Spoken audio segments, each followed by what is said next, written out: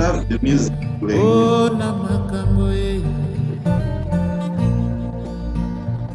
Ngai namakambo e. Munu para kile ba chuli ba lutua.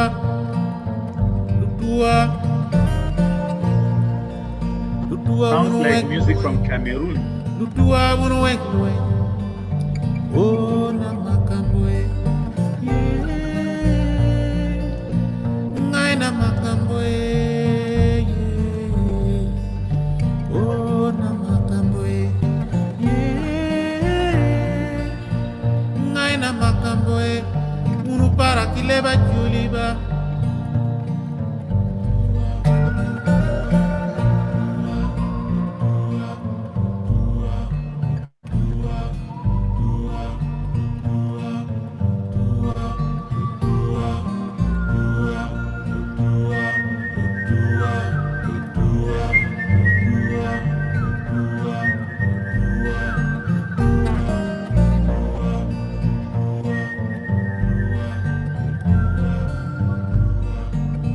Oh, namakambo e. Ngai namakambo e. Songi bandeko e. Ngai namakambo e. Oh, namakambo e. Unu para kile ba chuli ba lutua.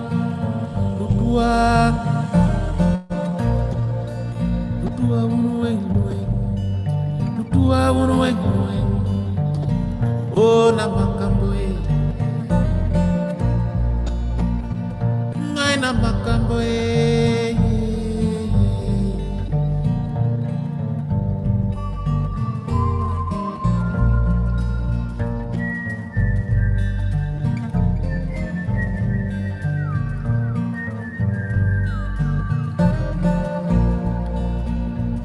Ngai namakambo e. Unu para kile ba chuli ba lutua. Unu weng.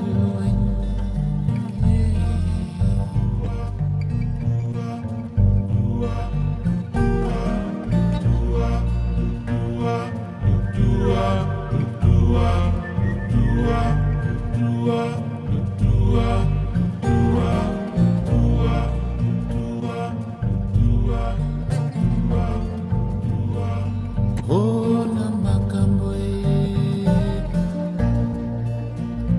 Ngai namakambo e. Oh, namakambo.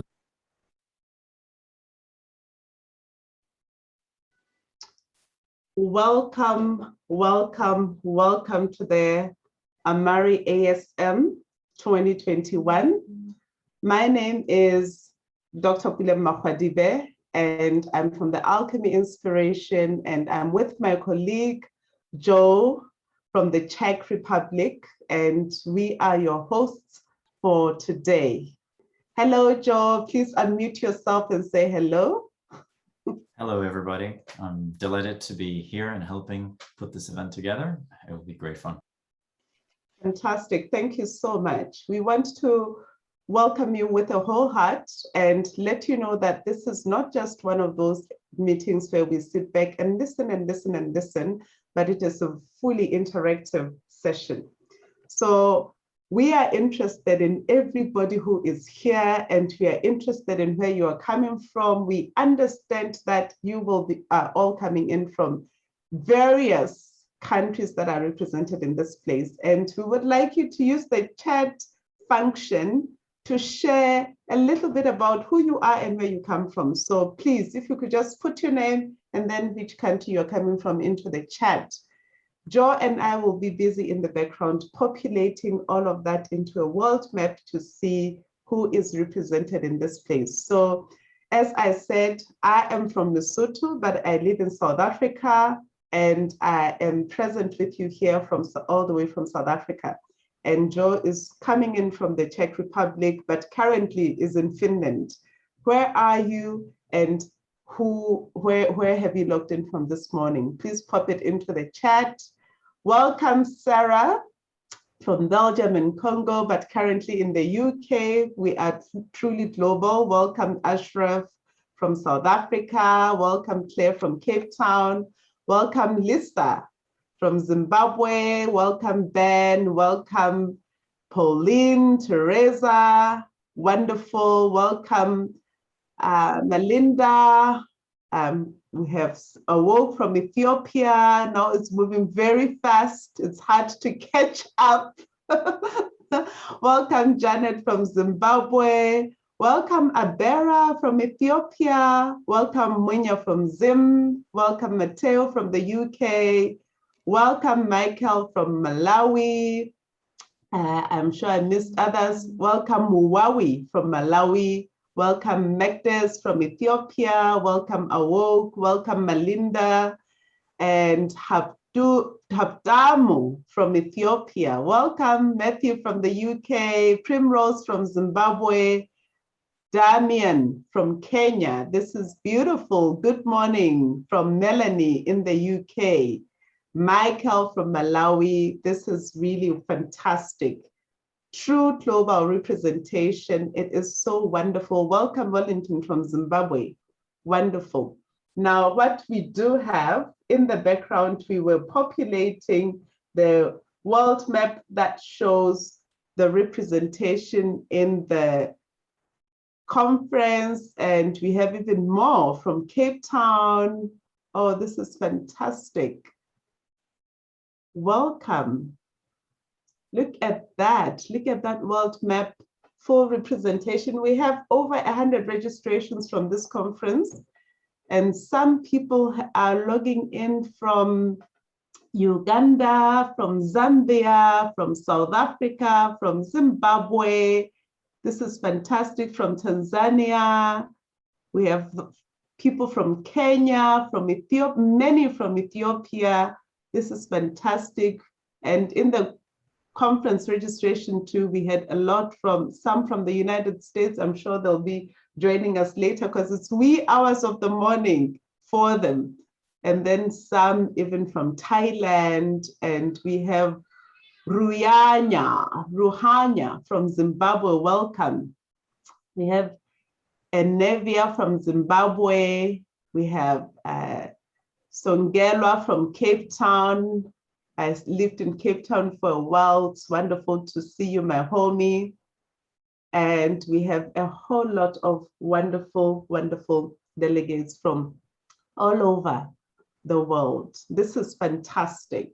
Welcome and thank you for joining us this morning. Oh, we have Basiro from Ivory Coast. Fantastic, welcome. Now, what we are going to facilitate today is a conference that is truly international, but also truly interactive.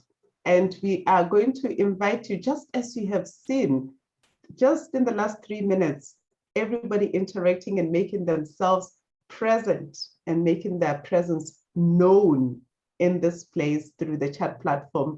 Let's continue to use chat to interact and engage about critical issues of mental health in our continent that we love so much, the continent of Africa. Now, what do we have on the menu today?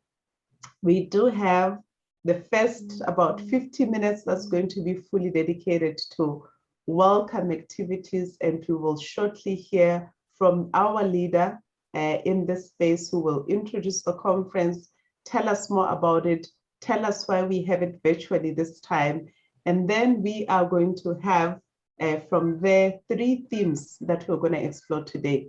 So right behind me, I have this program. Conference is also available on the website. So firstly, we'll explore cultural adaptation of interventions for mental health disorders in Africa.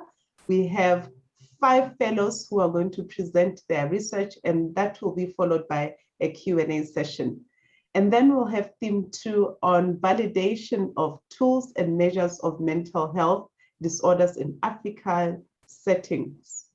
Very important. We have about 4 fellows who are going to be presenting on that, and then that will be followed by a Q&A session led by our moderators. And then we'll have yet another theme that we are exploring, which will be the final theme for today. called The Impacts of Mental Health in African Communities. We'll have more presentations from the fellows and followed by a Q&A session. What we promise you, as we said, it's fully interactive session. So at 12:30 Central African Time, we're going to have an interactive activity. This interactive activity, I'm going to ask you to kindly mute if you haven't muted yet.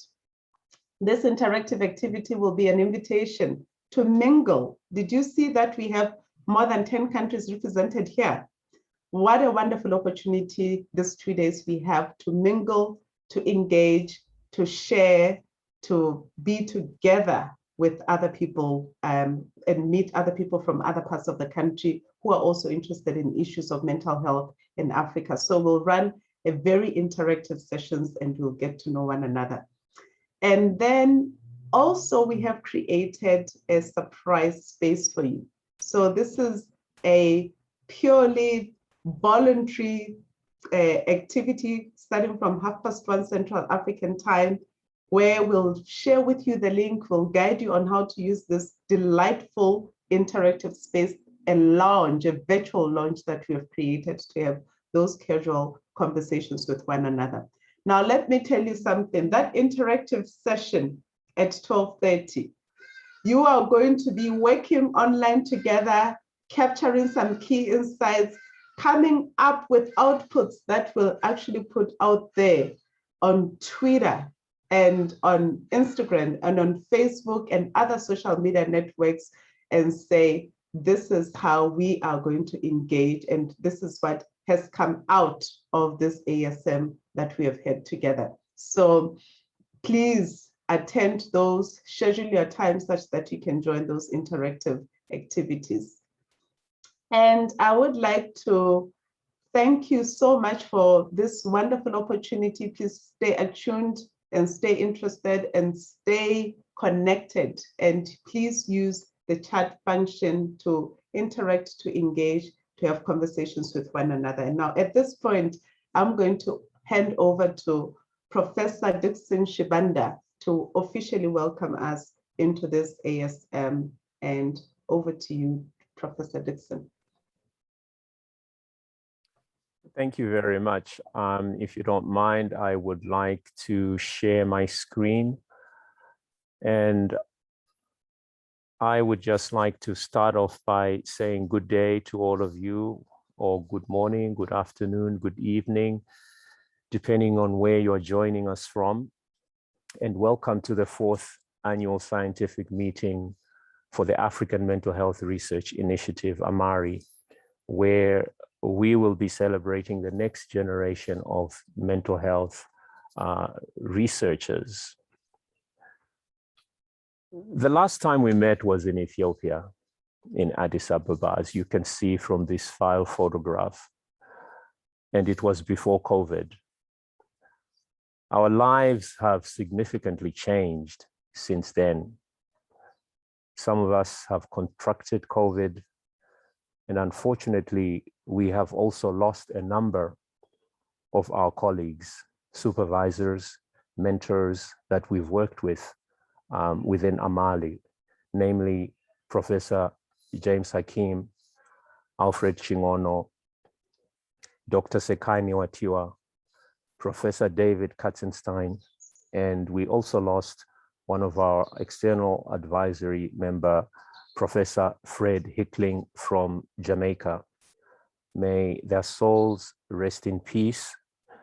And while we're at that, I also would like to take this opportunity to wish one of our colleagues, Chiwoza Bandawi from Malawi, whose father passed away yesterday. He is our lead from Malawi. We wish him all the best and we send condolences to his family. Now, COVID has brought a lot of trauma to most of us, but at the same time, it has created this opportunity, particularly for mental health, because mental health has become a lot more conspicuous as a result of of the pandemic. And although we are meeting virtually, we will strive to ensure that we address all the different issues that we need to address. Now, despite the challenges that we have had over the years, the last 4 years, we have made some significant achievements. Just to mention 2 of the achievements from our fellows, over 80 peer-reviewed publications collectively from our fellows in the last 4 years, and they've also managed to raise over $1 million. So I would like to thank you all for the support that you have given to AMARI in providing the mentoring, the supervision, the teaching to our fellows. And this is really why we need to celebrate the next generation of researchers in this field. Now, when we were in Addis Ababa, one of the key highlights were the coffee ceremonies, which I thoroughly enjoyed. And I took that as an opportunity to mingle with the fellows. We obviously will not be able to be doing that this year, but we have, as you've heard from Puleng, a number of virtual interactive events, which I implore all of you to participate in. And as we create and think of the next steps for AMARI, I am very excited for AMARI too, and I hope that we will hear more from our Delta's representative from Nairobi, Alfonso Sneba, who will be speaking shortly to us. And we are forever grateful for the support that we have been getting through the Delta's program. I also would like to thank the Delta's directors and members of other Delta's program who are here to support AMARI's annual scientific meeting. With those few words, I would like to wish you all a great annual scientific meeting, and looking forward to the interactions. Thank you.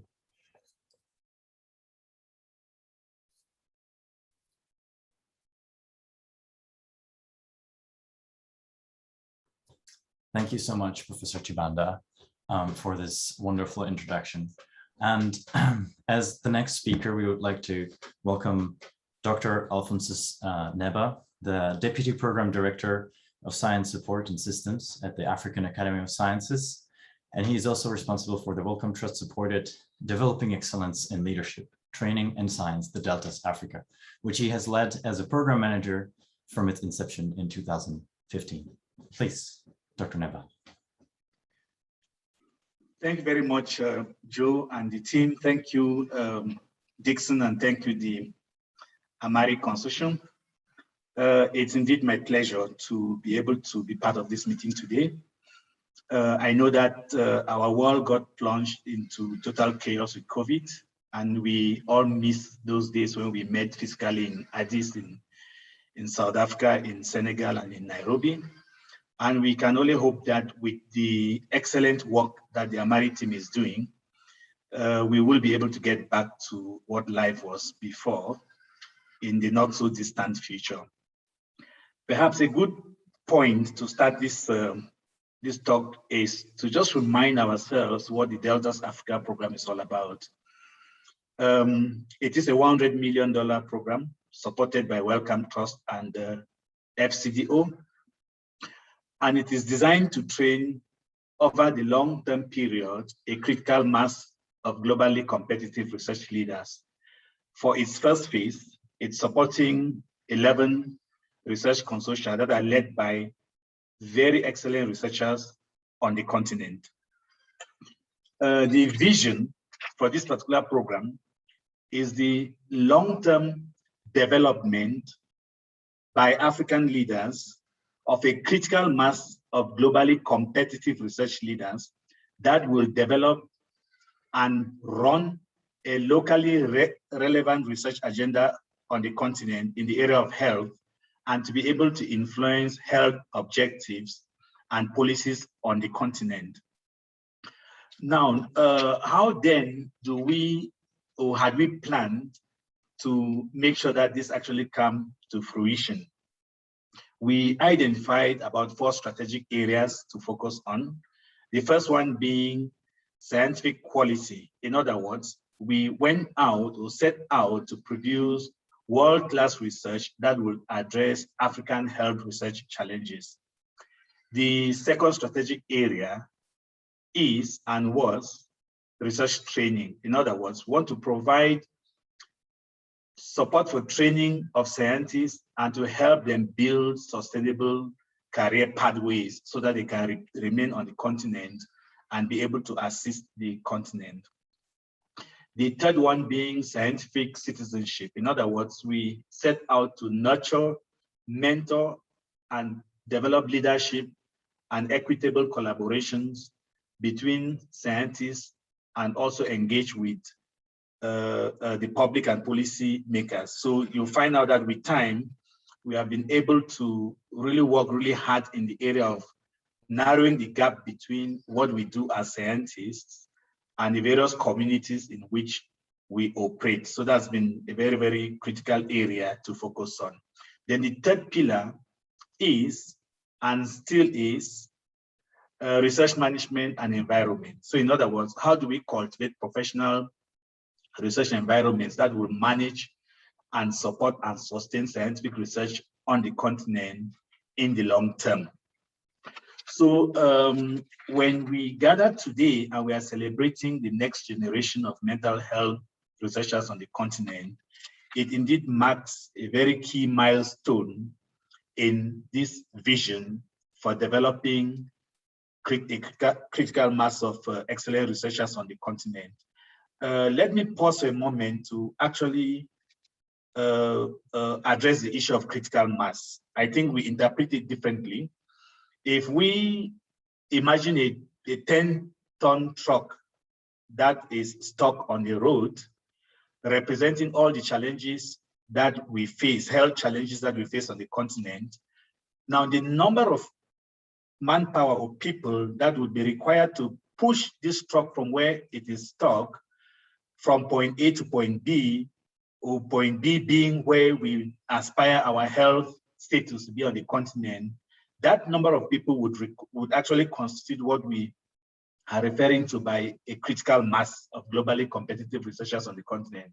We don't know that number, but if we take some other data from within research on globally, you find out that in a country like the UK, there are about 4,000 to 5,000 PhDs out of every 1 million citizens in that country.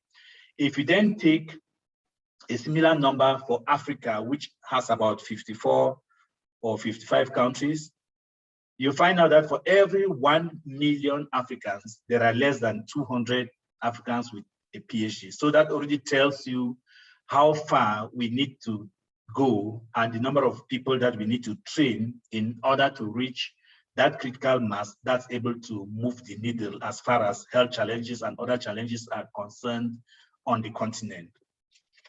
Now, what have we learned over the past 5 years?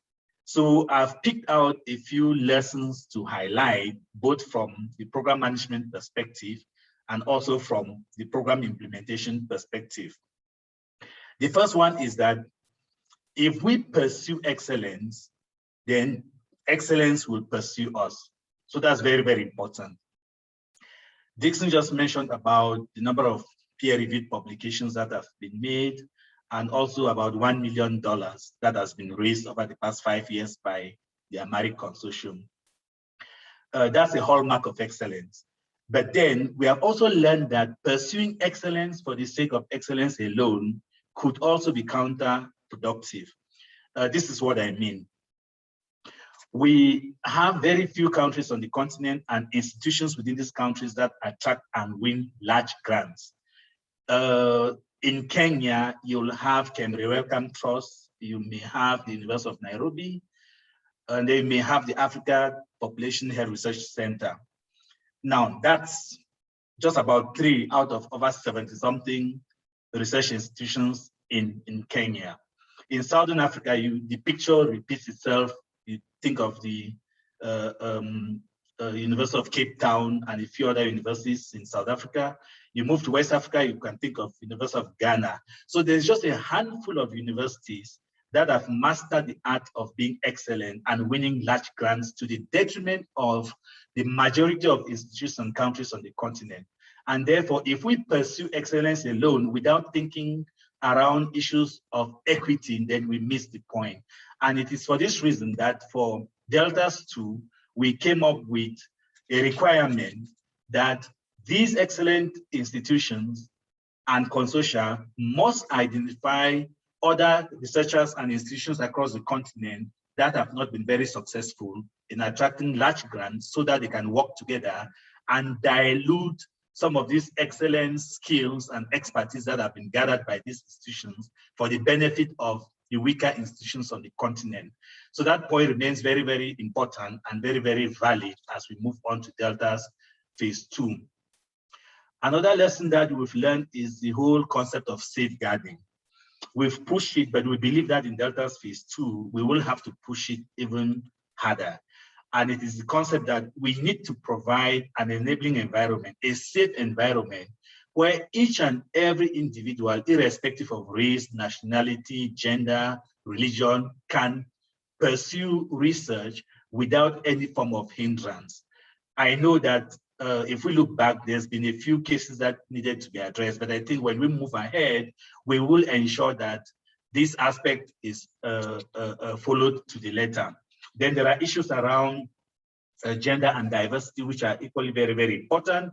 And I think as the Delta Africa program, we have been we have made progress in this particular regard. And we hope also that while we are at, say, 48-52 in favor of, broadly in favor of male scientists, we believe that going forward, we could actually balance it. But I must also commend the Delta Africa programs that in some category of training, maybe PhD and masters, there have been more female researchers that have been recruited and trained than male. So that's actually something to commend. We've also been very, very good in terms of brain recirculation. In other words, we have been able to provide that type of environment on the continent that our African brothers that are based abroad have seen it fit to come back to the continent and take up studies for postdocs and even PhDs. And I think that's something that we need to continuously improve as we go into Delta's phase 2.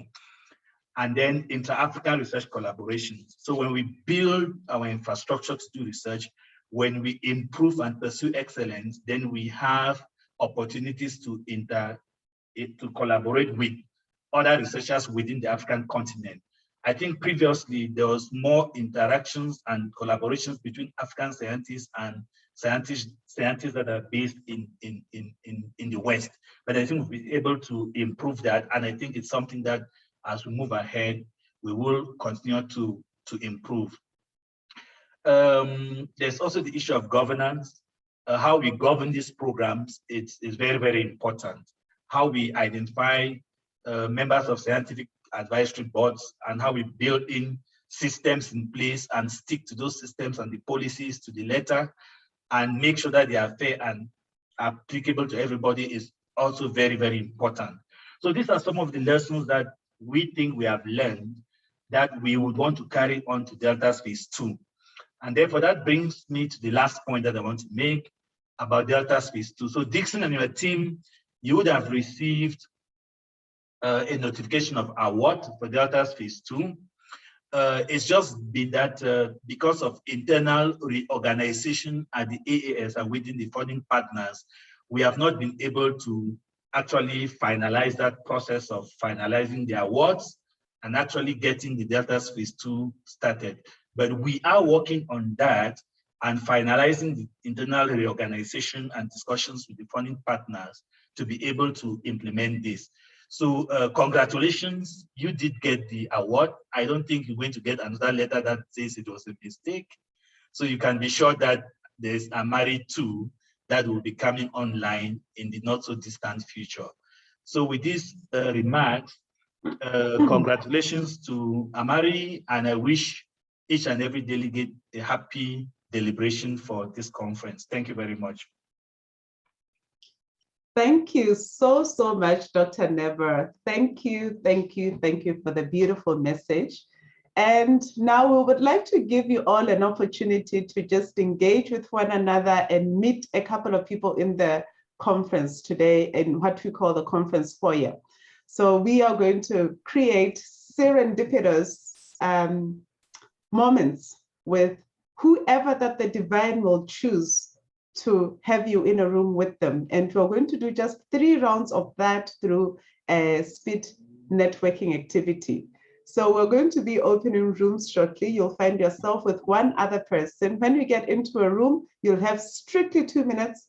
Introduce yourselves, where you come from, what brings you into this conference, and what are your expectations, and then share some love with that person. If possible, share some contact details, because after 2 minutes, we'll switch and then you'll have a different person. We're going to have 3 rounds of that.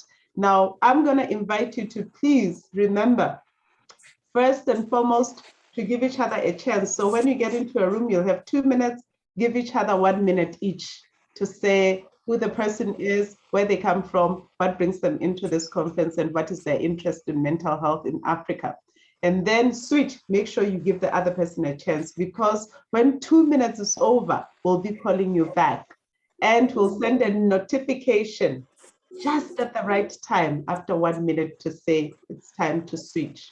So thank you very much, Joe, for opening the rooms for us. And we're going to invite you to breakaway rooms. 2 minutes, and then you'll have 3 rounds of that. So in total, you have 6 minutes. You would have met 3 different people.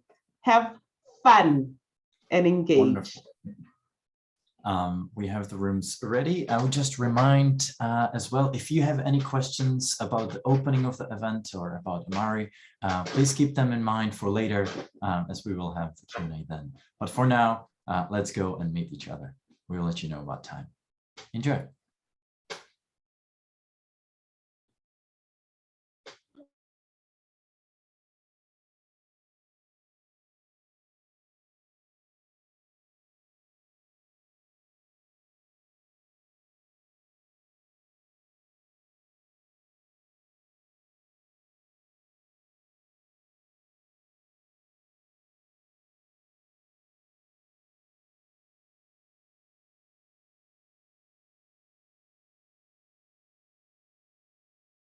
And hopefully everybody is getting safe into their breakout rooms. If there's someone who's left here now, make sure you click on the Zoom window invitation. Sometimes it's a bit lost and you can't see it. Nice, people are still going.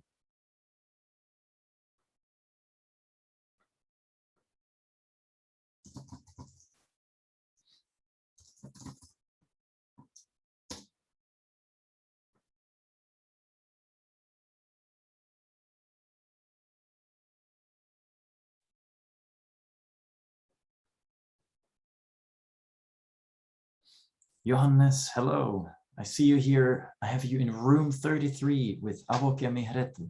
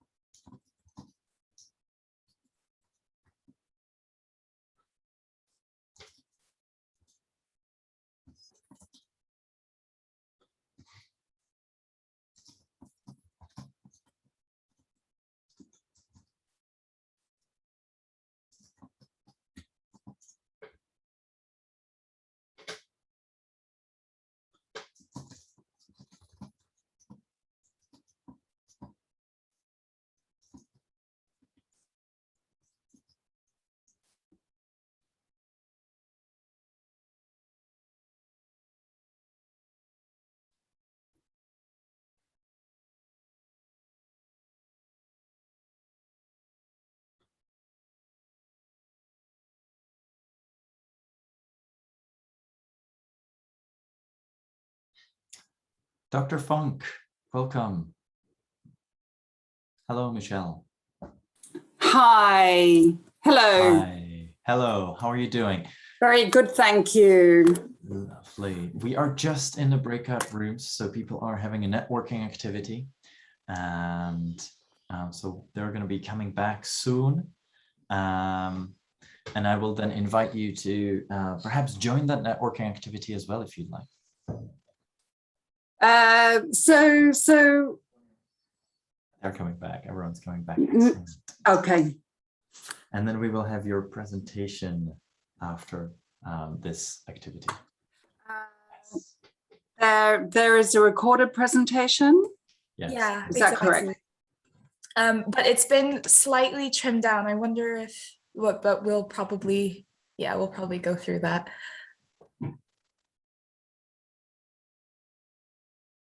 Welcome back, everybody, from the breakout rooms. Hope you've met some interesting colleagues and connected and exchanged some interesting thoughts really quickly. We will now, when everybody is back, reshift the breakout rooms, so there will be new serendipitous connections made. Hi, Michelle. Hello. How are you? Good. Great. That's Oh, great. hi. Yes. Hi. Hello. Hello, my name is Great Bashir. to see everybody and to see the faces. Isn't it great? Yeah. It is so lovely to see everybody on camera and having connected. I hope you enjoyed the conversations with whoever you found yourself with. Yes. Now we are about to switch and you're going to be with a different person. All right. Yes. Okay, great. So thank you, Joe. Give me just a second to prepare the second round. Now you'll be with a different person. Have a conversation also about how to make this experience delightful, and then share some ideas with us. Definitely. Great.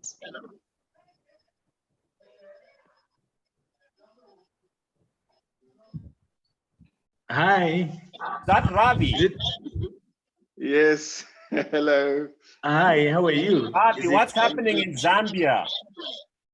We just had our 7th president election yesterday. Congratulations. Is that good news or bad news? Very, very good news. Wonderful. I hope the same happens in Zimbabwe. And in Cameroon as Congratulations well. to our colleagues in Zambia. Well done.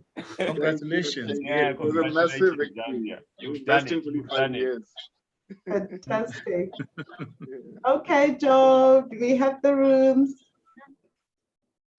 We do. In fact, I'm just looking for you so that I can. No, please send leave you everybody. here. I will deal with myself, Joe. Please do send everybody. Found you. It's awesome. It's good. Great. It's all good. Great. Thank you.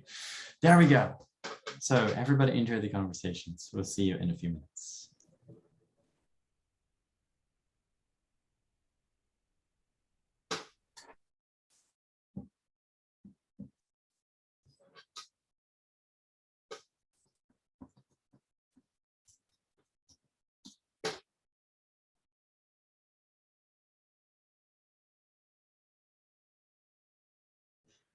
Thank you. You got. Oh, Don't worry. all Actually, good. I realized when I was doing this for Henry the other time that it's very hard to exclude people from the breakaway rooms. Yeah, they don't make it very easy. You can't No, search. Not at all. So usually I would say, you'll see an invitation to a breakaway room, just ignore it. Yeah. Oh, we have Yuki. Probably mispronouncing this. Yushay. Hello, Yeah. Yushay. Nice to meet you. Yeah, I likewise. think we have you in a breakout room. Oh, we don't. Would you like to meet someone, perhaps Avoke or Tapiwa? Yeah. I'll have you If join. they key. Oh, Yeah. I'll have you join one of these rooms. Okay.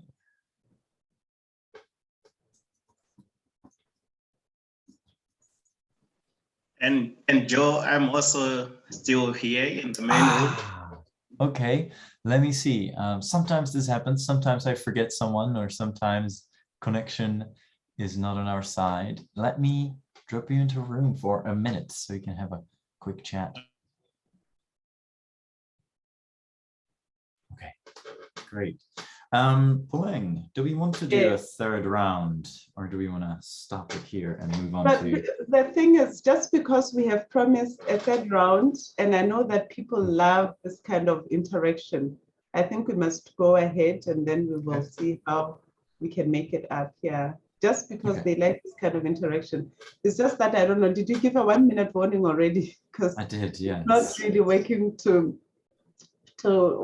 as 2 minutes. It's working as 3 because you're giving them a minute to reconnect back. No. I've shortened that now to 15 seconds. Oh, okay. Okay. Great. So that's that now, and I'll invite them back in just a few seconds. And then we will read you. They wanted Eka to introduce the next speaker.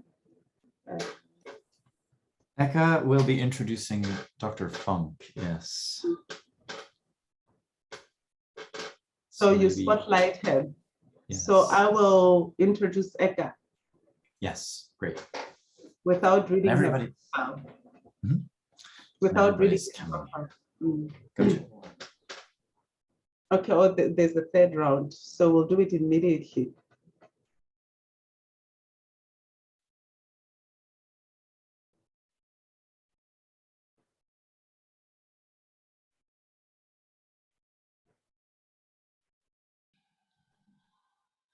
Fantastic. It's always so beautiful to see vibrant faces coming back from the breakaway rooms, which I'm sure it's quite a rejuvenating experience. And I hope you're meeting people that the divine has decided for you this morning to meet those people. So let's do a last round of that and then come back for the next speaker.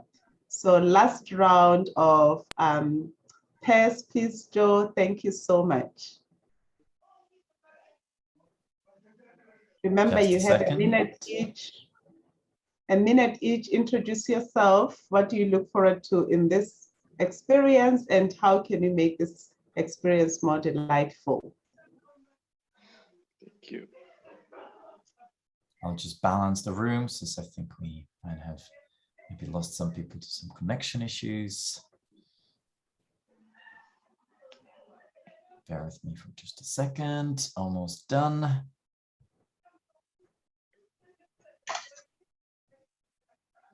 Great, that's that. All right, see you soon, everybody.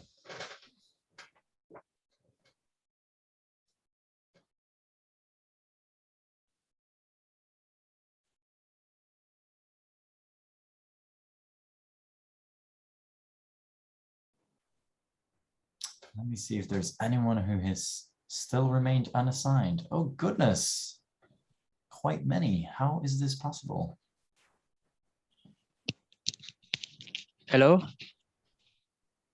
Hello, hello. If you're still here, just bear with me. The machine has, I'm not sure, the algorithms and the divine gods have failed us right now.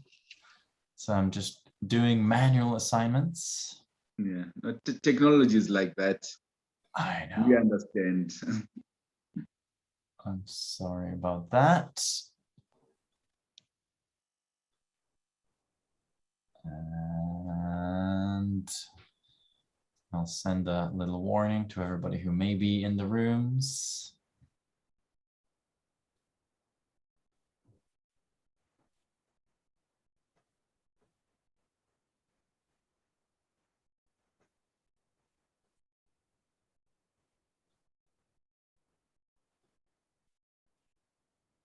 There we go. That should be just about everybody.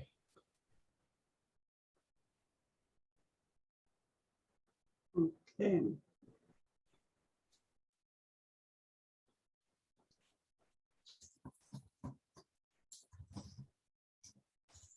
So we'll have a quick stretch break for 5 minutes. after the Q&A. And so during the break, you have something that we will play back. You'll show, you have the screen, then I'll play music from here. Or what? During the break, yes, I do have a video from Sarah. Okay. Oh, we do have a video from Sarah. Great. Yes, we do. And I think for Dr. Funk, it is going to be a good idea for you to maybe be very verbatim about her upcoming presentation, because she came in late to the meeting and didn't manage to brief her in.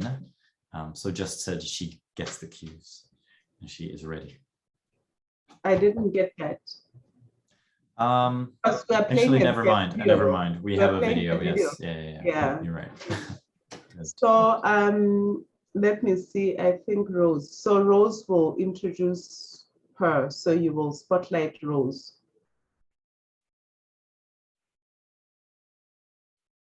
It's Dr. Eka who's introducing her. Yeah. Look at the WhatsApp group.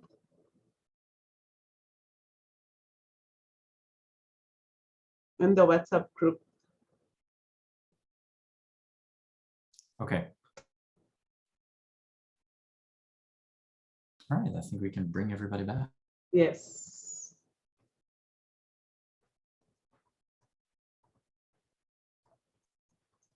So Rose is the one that you're going to spotlight.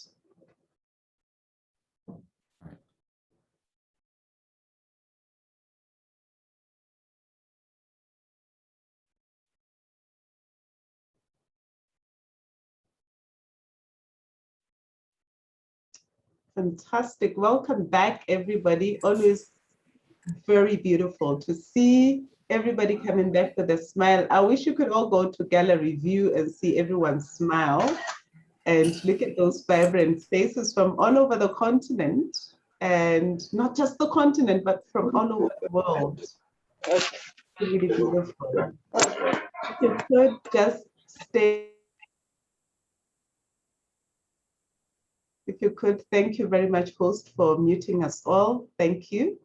And at this point, I'm actually going to invite you to pop into the chat some insights and feedback about what's going to make this delightful. What was the experience like for you to meet one other person? Just pop in some few insights into the chat.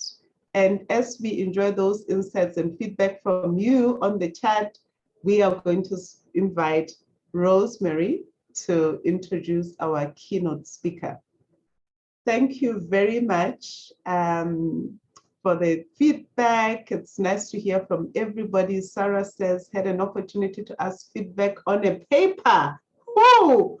Talk about somebody who took an advantage. Like, quickly, I have 2 minutes. Let me get feedback for my paper. This is fantastic. Fantastic. All right, just a clarification, we will welcome Dr. Eka Ekpet to introduce Michelle. All right, and Claire says, loved the opportunity to connect. Thank you. Nice to hear from you on aging. Thank you, everybody. Made a big meeting feel more personal. Yes, love the format of the meeting, very engaging. It was great, physically meeting. Totally loved the innovation. Wonderful. Great, serendipitous meeting. Fantastic. Thank you so much for your feedback. And now I will head over to Eka to introduce our keynote. Over to you, Eka.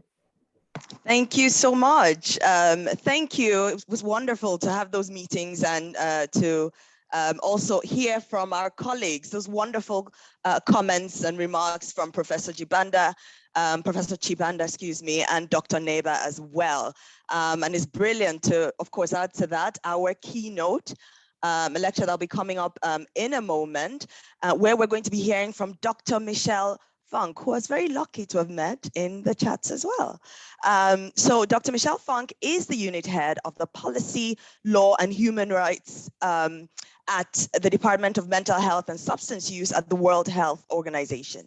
She has created and leads the WHO Quality Rights Initiative that aims to assess and improve human rights standards in existing services and advance the full implementation of the UN Convention on the Rights of Persons with Disabilities. So you see, we've brought you really the creme de la creme on many of these issues, and we very much look forward to hearing those remarks. After the lecture, we're going to have a chance to also feed some questions and comments to Dr. Michelle Funk as well. So do, if you have questions as you look at that, please begin to put those through in the chat as well. We'll look forward to getting those through and you know, having a conversation when we're done with this. With that, I'll say hopefully we can have the lecture up now. Thank you.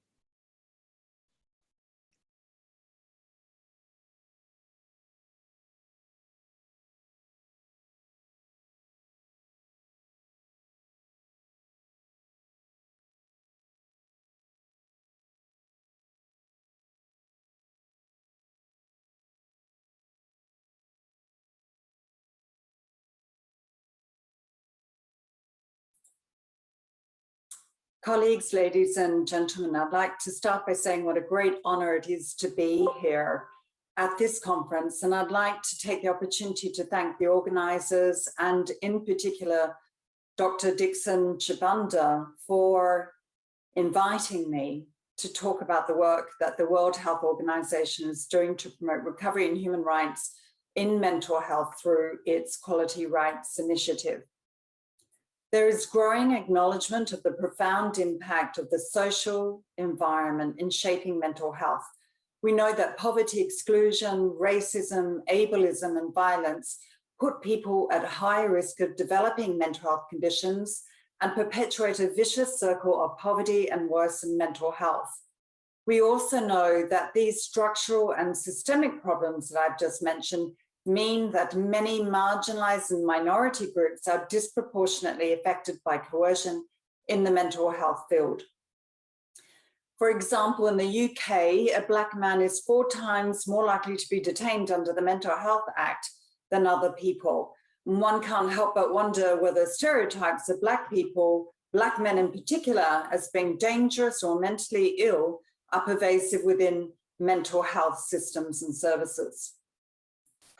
Also, intersectional discrimination needs to be highlighted, in which people with mental health conditions experience multiple forms of violations and discrimination based on their condition, but also other factors related to gender, race, sexual orientation, or other status.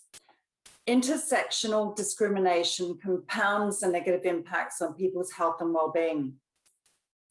Social justice is important, and this means ensuring fairness for all in all areas of society. It also means ensuring equal access to liberties, rights, and opportunities for everyone, irrespective of their social health and mental health status.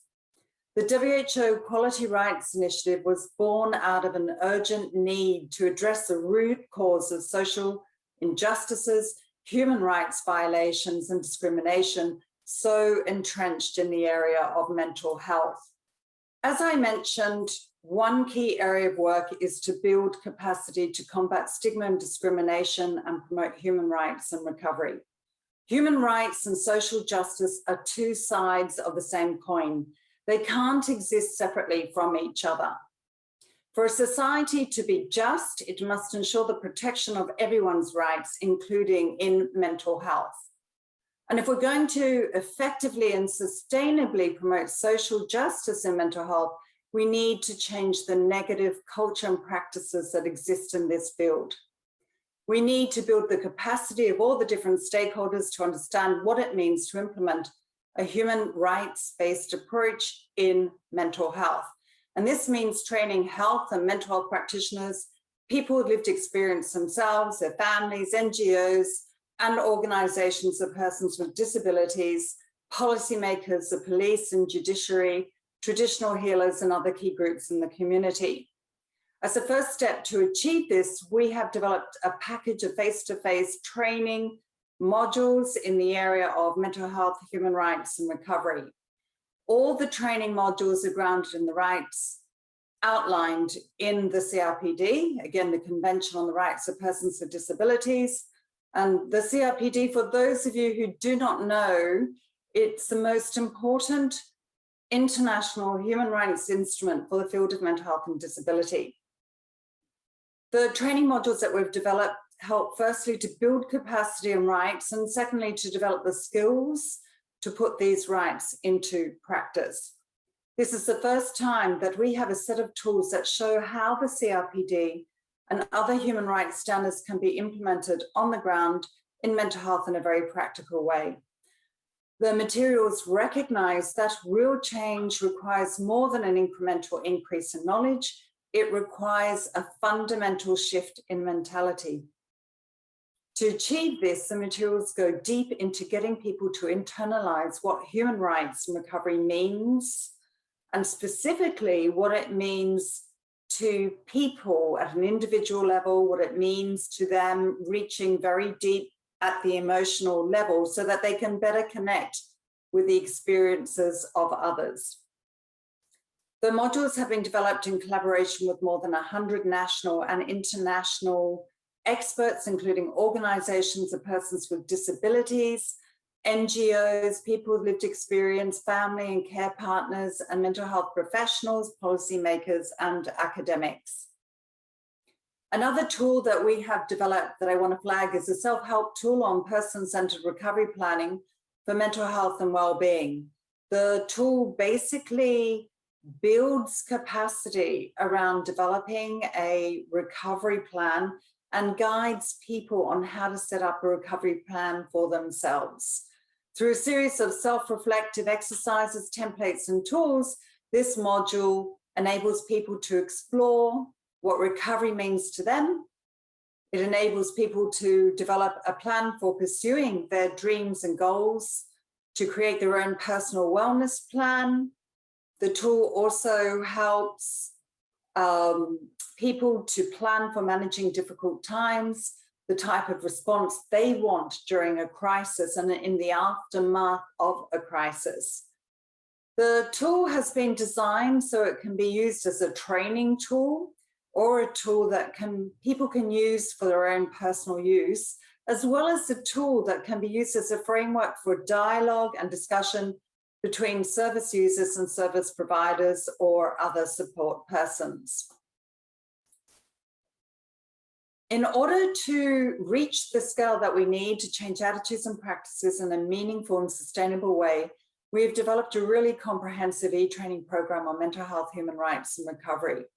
The content of the e-training is based on the set of face-to-face training materials, which I've just described. And through this e-training, the idea is to be able to reach, engage, and train many more people within a shorter period of time and at much lower cost than would have been possible through face-to-face training alone. Here we're talking about reaching thousands of people within and across countries. As part of the initial evaluation of the e-training, we examine attitude and practice change for people completing the e-training, and the findings have shown some highly significant positive shifts in people's attitudes, including around issues related to the need to end force and coercion in treatment, the right of people to self-determination and legal capacity, in other words, to make decisions for themselves, including treatment decisions. Also shifts in attitude on the need to provide people choice and information about different treatment options, not just proposing medication as a solution to everything. And also attitude shifts around the use of seclusion and restraint and the need to find alternative practices to these coercive measures. These are all issues that are particularly challenging in the mental health field and which we're trying to change using the CRPD framework.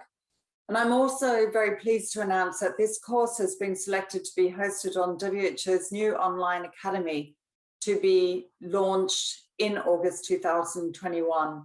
And with this opportunity, we will open up access to all people wishing to undertake the training, and we will be launching quality rights e-training globally.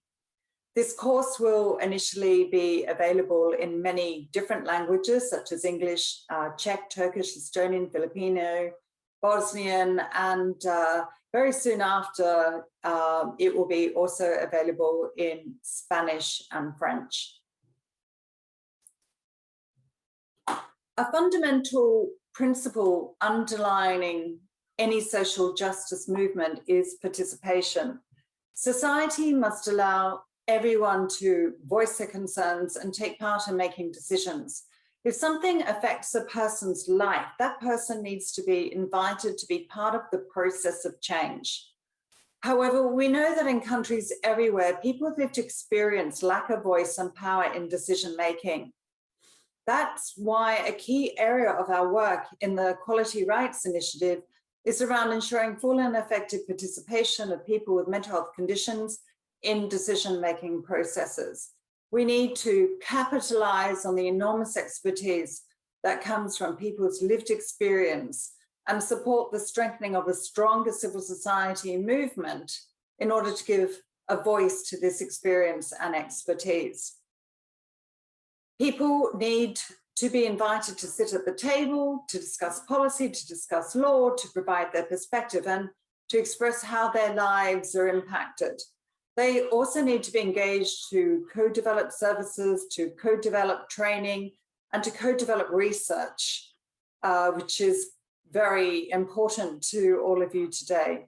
And of course, it's extremely important that people are actively engaged in delivering these services and trainings and in carrying out the research.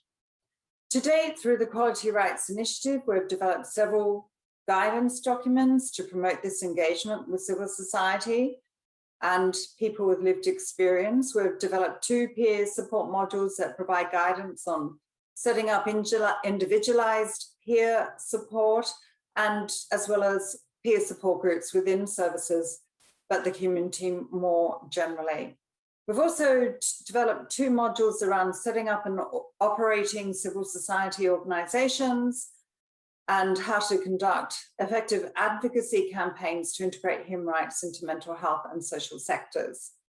These materials, along with all our other tools and resources, have all been developed with the in-depth guidance and advice from people with lived experience and their organizations. As part of our work to assess and transform existing services, we've developed 2 key tools.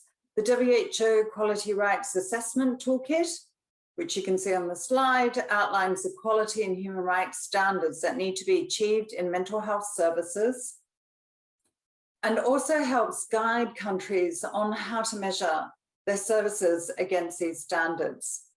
The standards of the toolkit are again based on the Convention on the Rights of Persons with Disabilities and cover issues related to the quality of care, human rights, including legal capacity, non-coercion, community inclusion, as well as the recovery approach. In addition, as part of this area of work to transform services, we officially launched on June 10 this year our new WHO guidance on person-centered and rights-based community mental health services. This new guidance has a number of different aims and objectives. One aim is to inform stakeholders responsible for the provision of mental health care of the benefits of community mental health services that are respectful of human rights and focused on recovery. A second aim is to demonstrate that it is possible to develop person-centered and rights-based services and achieve good mental health and social outcomes. And the third main aim of the guidance is to inspire countries to take action to develop and scale up these rights-based community mental health services, and also to provide clear guidance on how to do this. This WHO guidance is the first of its kind and has been many years in the making. It has involved many months of intensive research and many rounds of in-depth consultations with all key stakeholder groups and experts in countries everywhere. The guidance has been developed for use by many different groups, but I'm just going to mention a few of them. First, policymakers, including those working in the health and social sectors, in order to encourage and support them to get and set new policy directions for mental health and to align policy law and financing mechanisms to scale up rights-based services and to ensure that these services become the norm rather than the exception. Second, service planners and providers, including NGOs and other groups who have a direct role in providing services, can use the guidance and good practice service examples as a frame for transforming their own services and establishing new ones. And of course, people with lived experience themselves and their organizations, as well as other advocates who can use these documents to advocate for positive change in the mental health services. I would like to end my presentation by reminding us all that we're not powerless in the face of social injustice and human rights violations. We all have the power to act. Increasingly, particularly in the aftermath of the COVID pandemic, we are seeing a groundswell of different stakeholders, of people with lived experience, mental health service providers, civil society actors, and policymakers really questioning the social injustices and violations faced by so many people with mental health conditions, and calling for a profound change in our approaches to mental health, one where human rights are at the heart of all actions of mental health.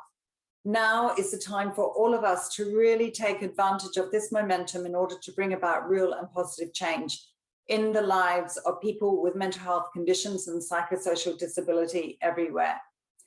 As the great leader and social justice champion Nelson Mandela once said, "Do not look the other way, do not hesitate. Recognize that the world is hungry for action, not words. Act with courage and vision." Thank you.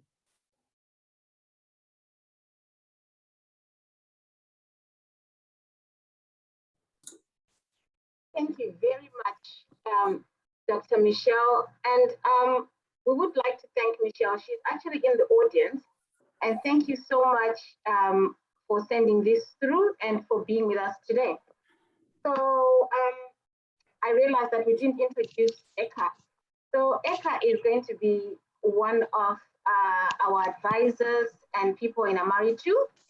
She is the director for the African Leadership Center at the King's College in London.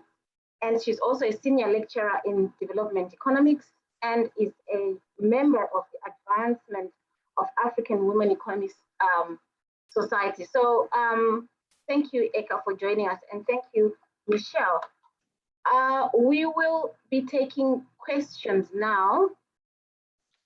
We have a question in the chat for you, Michelle, from Lisa. Lisa, would you like to unmute yourself and ask the question live? Sure. I'm just curious about the e-training and how long it takes. It was an excellent presentation and gave me a really good overview of what tools are available, and I'm excited about being able to use them in other studies that I'm working on. But I was curious about the e-training because it seems like it's so broad. If you could just give a bit more detail on how long it takes. Yes, so basically the e-training takes between 8 and 15 hours, depending on the pace of the person and how familiar they may or may not be with the materials. I mean, the subject matter, we also have a couple, different levels. So basically there's the sort of core learning materials, and then people can also have the option of going into the some learning materials in more depth. So the simple answer is between 8 and 15 hours.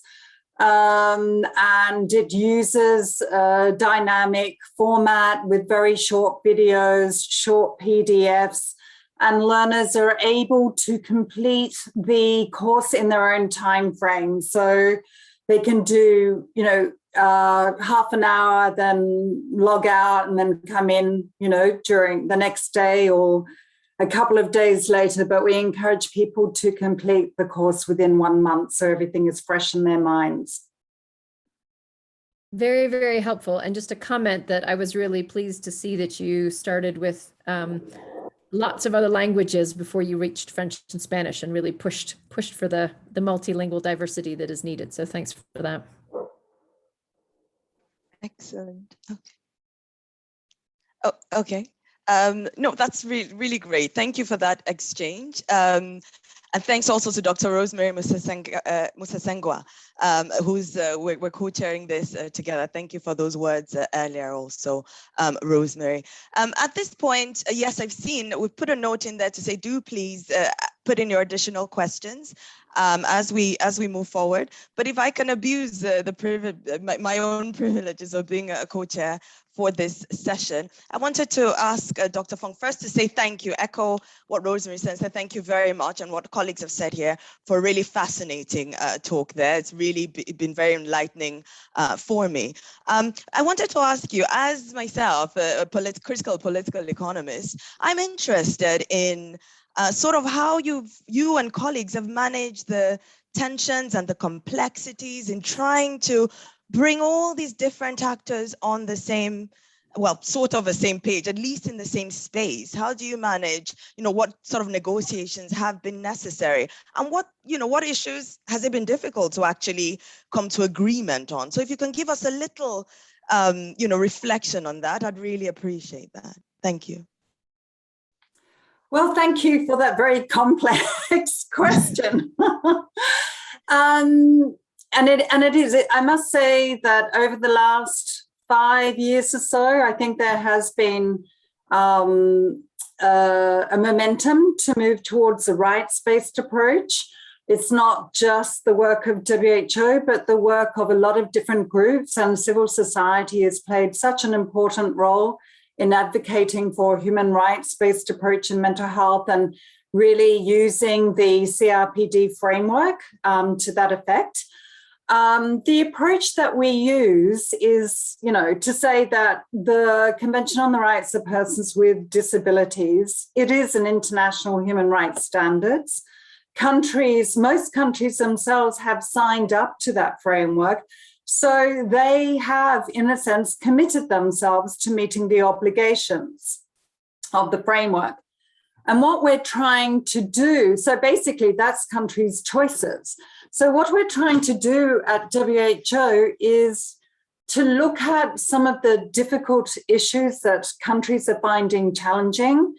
And those issues are related to meeting the rights around legal capacity and non-coercive resources, and in the mental health field, because these are the rights that get violated on a regular basis in all countries, high, low, and middle income countries. So mental health is really the field where people's rights are taken away from them in law and in practice. And that's a very rare thing to happen in any other field, like for that to be, laid out in law. So basically, these are big challenges for countries to overcome. There's been a whole tradition of using coercive practices in mental health. So we've just been trying to remind countries of their commitment and also show countries that there is a different way forward. And we've been able to do that through the capacity building that we're providing through the Quality Rights Initiative. And through that capacity building, we're showing people there are many different responses that can be used instead of coercion.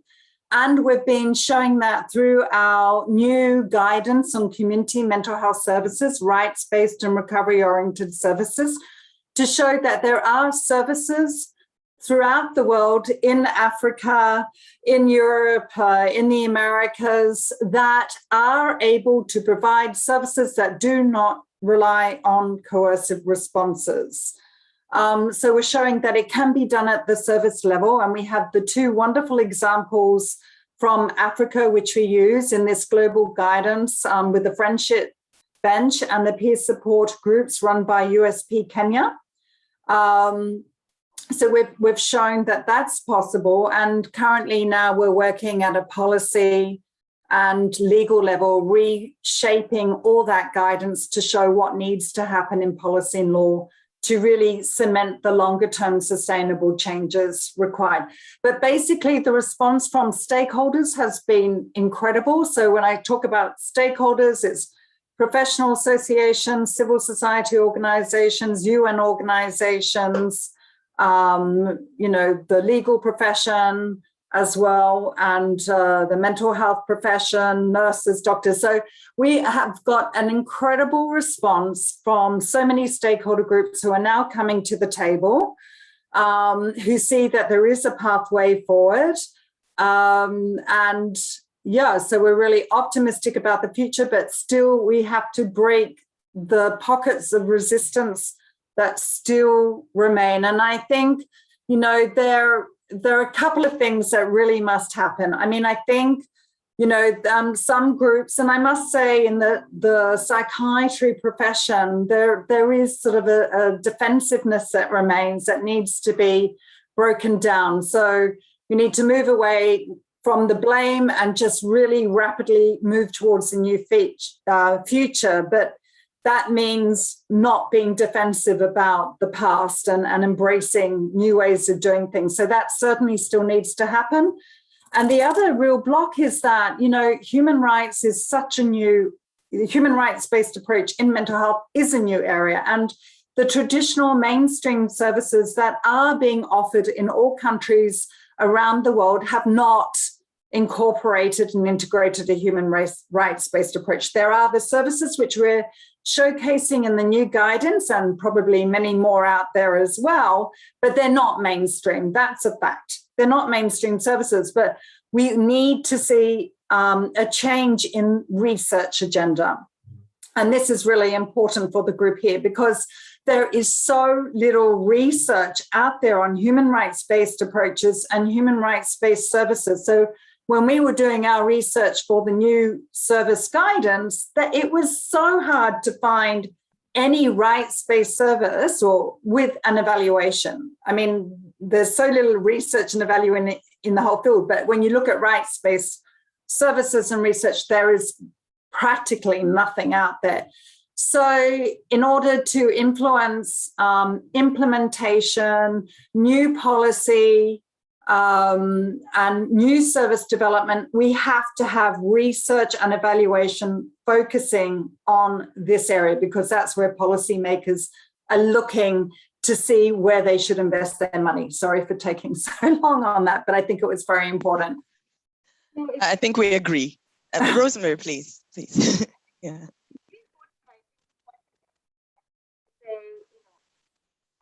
We can't hear you so well, Rosemary. Sorry.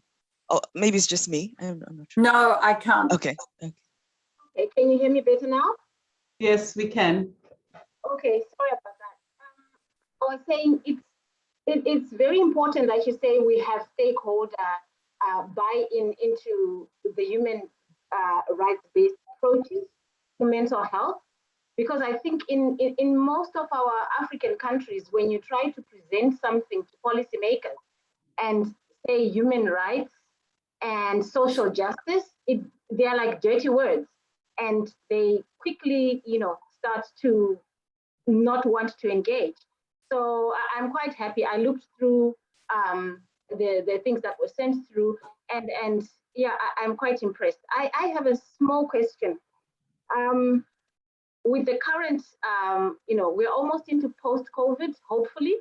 How has this impacted on what you'd already done in terms of, you know, some of the human rights abuses and coercive activities that have been going on and people have been seeing because of COVID and lack of mental health services during COVID? How do you see this human rights-based approach working post-COVID? Yeah, I think we have to use, you know, like everyone wants to, COVID as an opportunity and post-COVID phase. What is on the positive side, COVID has shown how important mental health is. It's also because of, you know, everyone's mental health being affected in the population at large.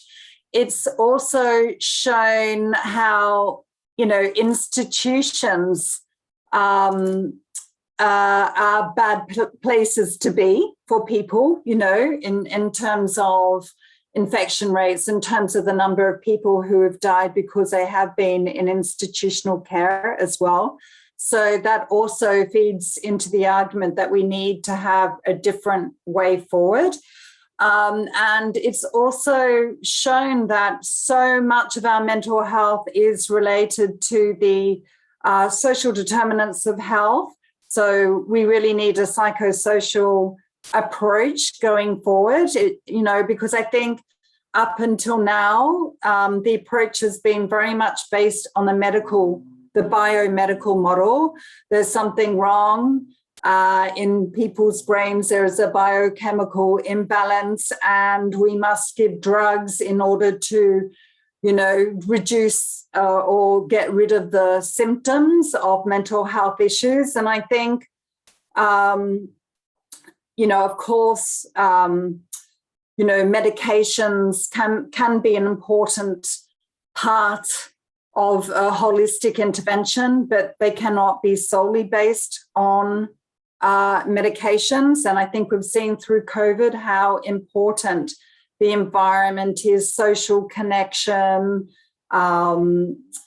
poverty, inequities, and how addressing those elements are so important for mental health.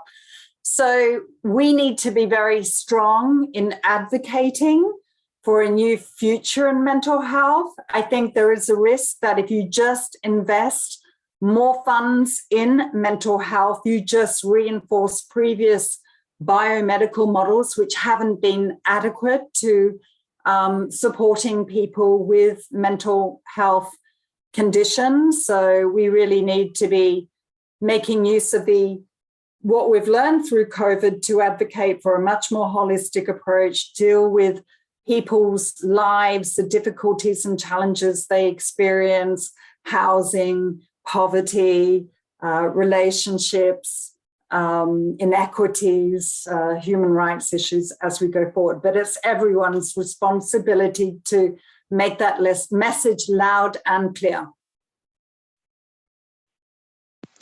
Thank you so much for that, Dr. Funk. We have just a couple more coming through. I'm going to invite Dr. Ben Weabong to please unmute himself. Dr. Eka. Oh, hello. Dr. Eka, I'm very conscious of time. Okay, all right. So I've just posted on the chat that perhaps more questions can be sent via chat, and then we can respond to them via chat. I'm conscious of the time because straight from here, we have a very short break, and then we have presentations from the fellows. So maybe if you'd like to take one more question, and then we have a break. Yes, so Dr. Weabong, if I can invite you, we had another comment from someone previously, which Dr. Funk can respond to when she can, and that was, how do you see using restraints to save them from many dangers where there are no mental health services available within a reasonable distance? So it's a question of resourcing and the new approach. How do you put those things together? But as we park that, Dr. Weabong, please, if I can invite you. Thank you. Thank you very much, Eka. Very lucky to get in with my question.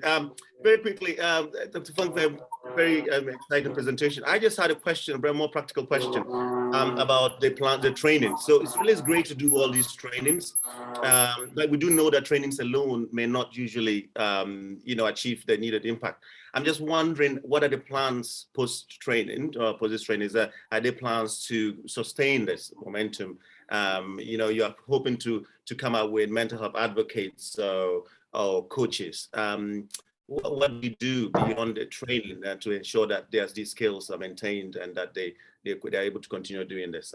Then the second one, very quickly, was about the human rights approach, and I totally like the way you presented it, and I think this is really where we should be going. But I just wanted your thoughts about why is it so difficult for us to embrace this human rights approach to dealing with mental health issues? I think that's what I see happening, but I just wanted your thoughts on that. Thank you.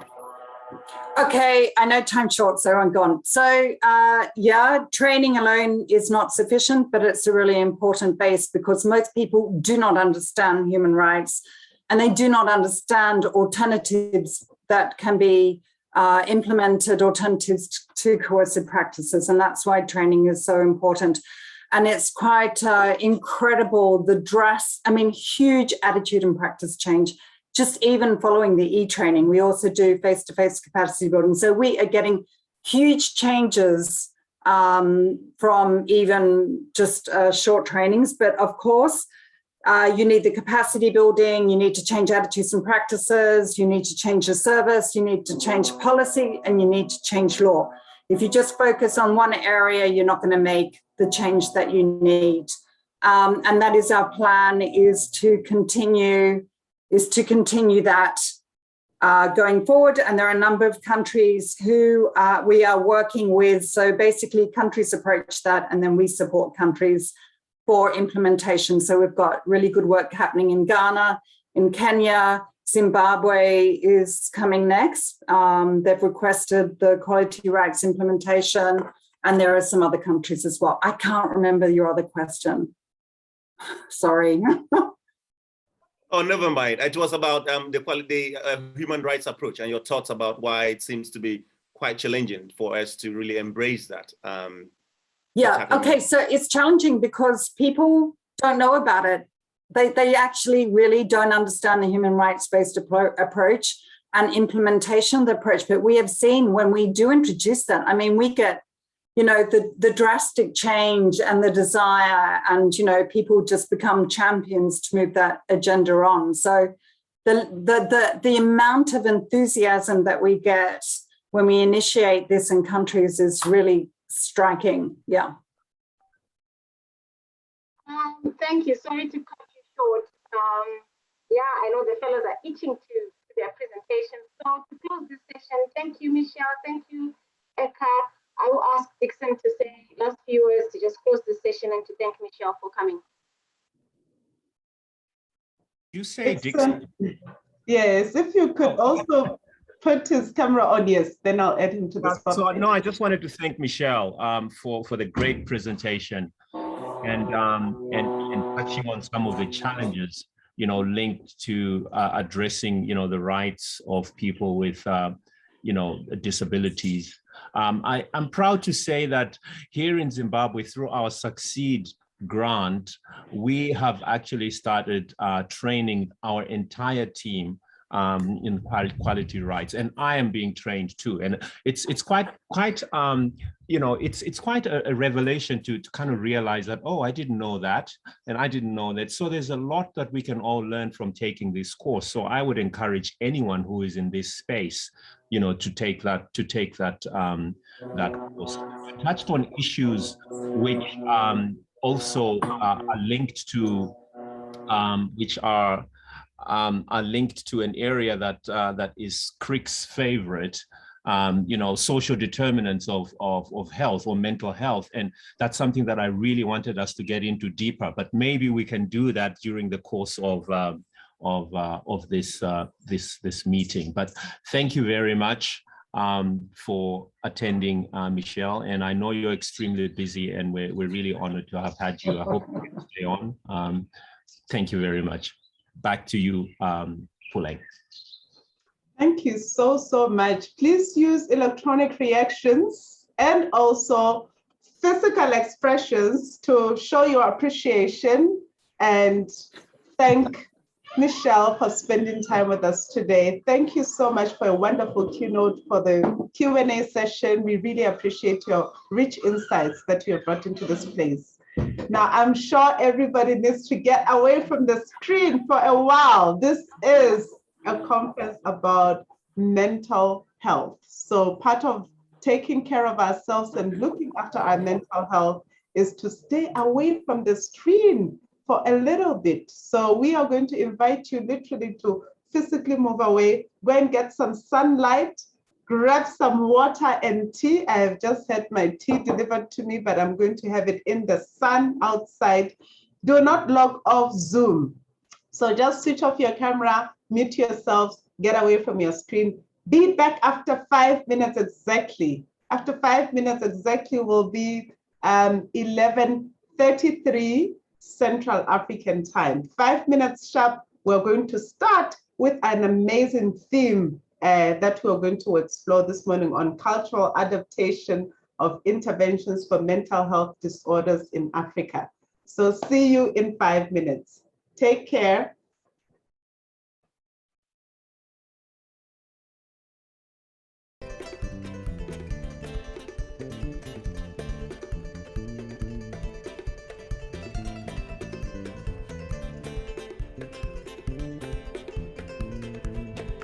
I hope you are enjoying the music I'm playing. I see you, some of you joining me. So if you could all switch on your cameras and enjoy our African artists.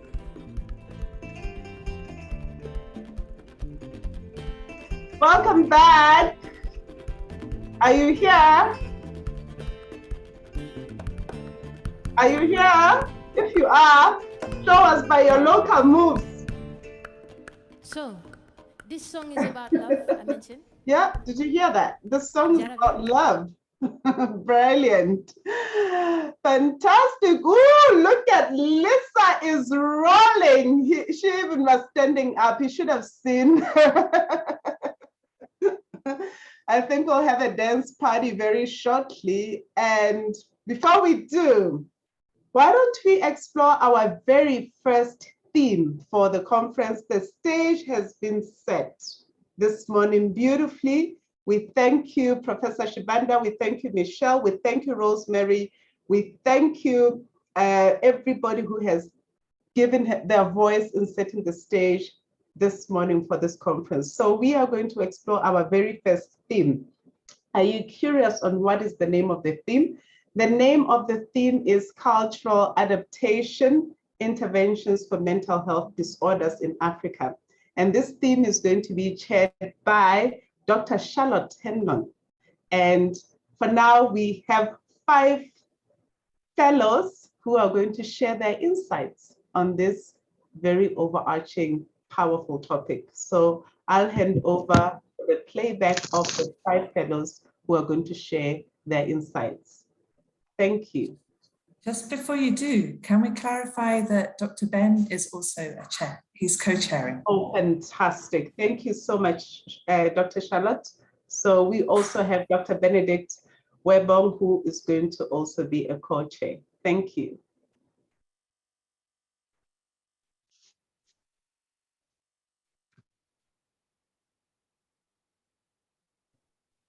Hi, I was waiting for Charlotte. Thanks, Charlotte, and thanks for. So, Charlotte, do you want me to go ahead, or do you want to have very quick opening comments before?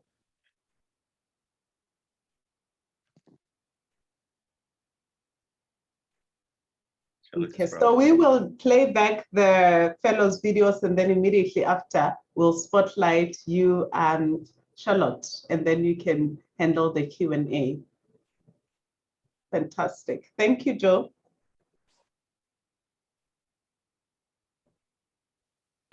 Welcome everybody to my presentation. My name is Fantiambao. I'm AMARI postdoctoral fellow. My project was on adaptation and feasibility testing of group interpersonal therapy for depression in people with tuberculosis in low-income setting. But because of the COVID-19 pandemic, I was not able to conduct group IPT. I revised the protocol and conduct research on psychosocial well-being of people with tuberculosis in the context of COVID-19 and its implication to adapt group IPT for comorbid depression. Comorbid depression is a common serious condition for which there is no group IPT is one option, but requires local adaptation in the context of COVID-19 and when given by tuberculosis patients. My objectives were to explore the emotional, social, and spiritual health needs of people with TB in the context of COVID-19 pandemic, and find out what COVID-19 related needs of people with TB should be considered in the adaptation of the. It was conducted on primary care setting. The context of TB management has been changed these days. The DOTS protocol was not being implemented, and family members were allowed to collect medications even for 1 month. A phenomenological study was conducted on 39 participants, of which 17 were people with TB, others were caretakers, religious leaders, and health professionals. Participants were purposely selected. It was conducted in first. Analysis followed framework analysis. The a priori themes were emotional well-being, social well-being, spiritual well-being, reactions to depressive symptoms, impact of COVID-19 and support. Ethical clearance was obtained from Addis Ababa. Results and implications: emotional well-being was generally positive for people with negative HIV test who liked the absence of doubts, had increased family attention, perceived COVID-19 as a non-severe condition, had extra pulmonary TB, and had no food problem.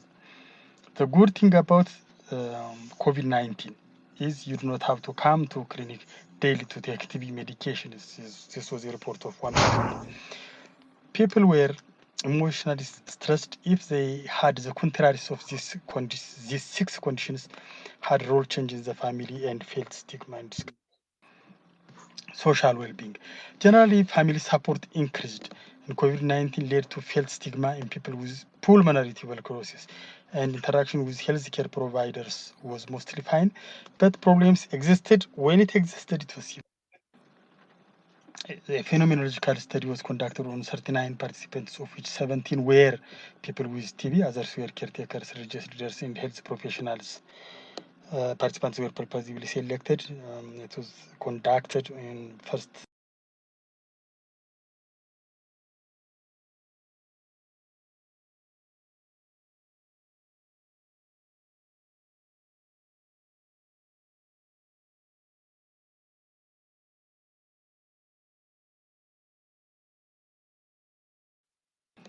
Depressive symptoms were generally dominantly physical symptoms.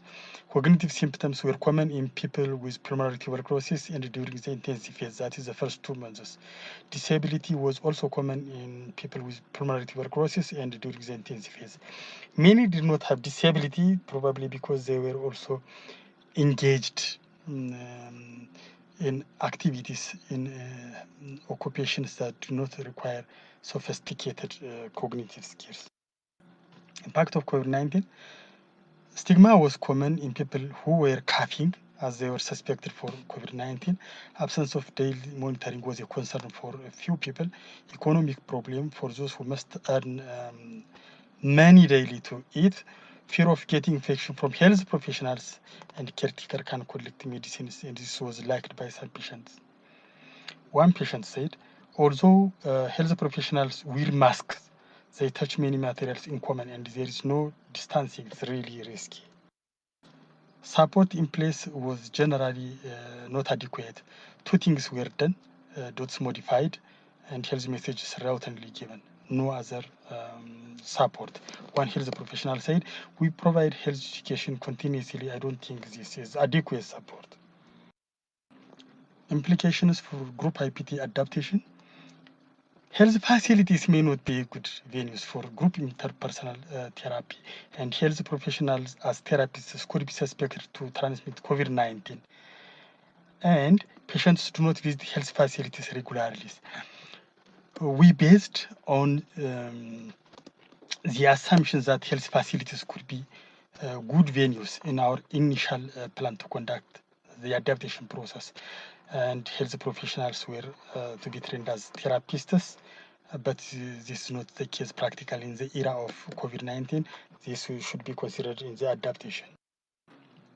I would like to acknowledge my primary supervisor, Professor Atalayan, my second supervisor, Dr. Charlotte Anden, AMARI in Addis Ababa University. Thank you very much.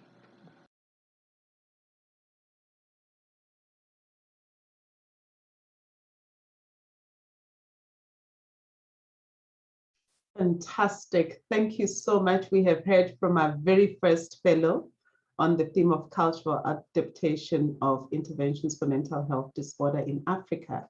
Now we will switch to the next fellow. Let's welcome on stage Mawani Ngoma.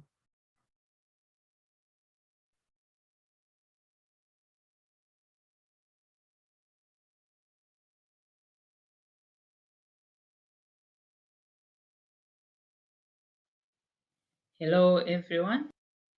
I am Mwai Ngoma. I am an AMARI PhD fellow from Kamuzu University of Health Sciences, formerly known as University of Malawi.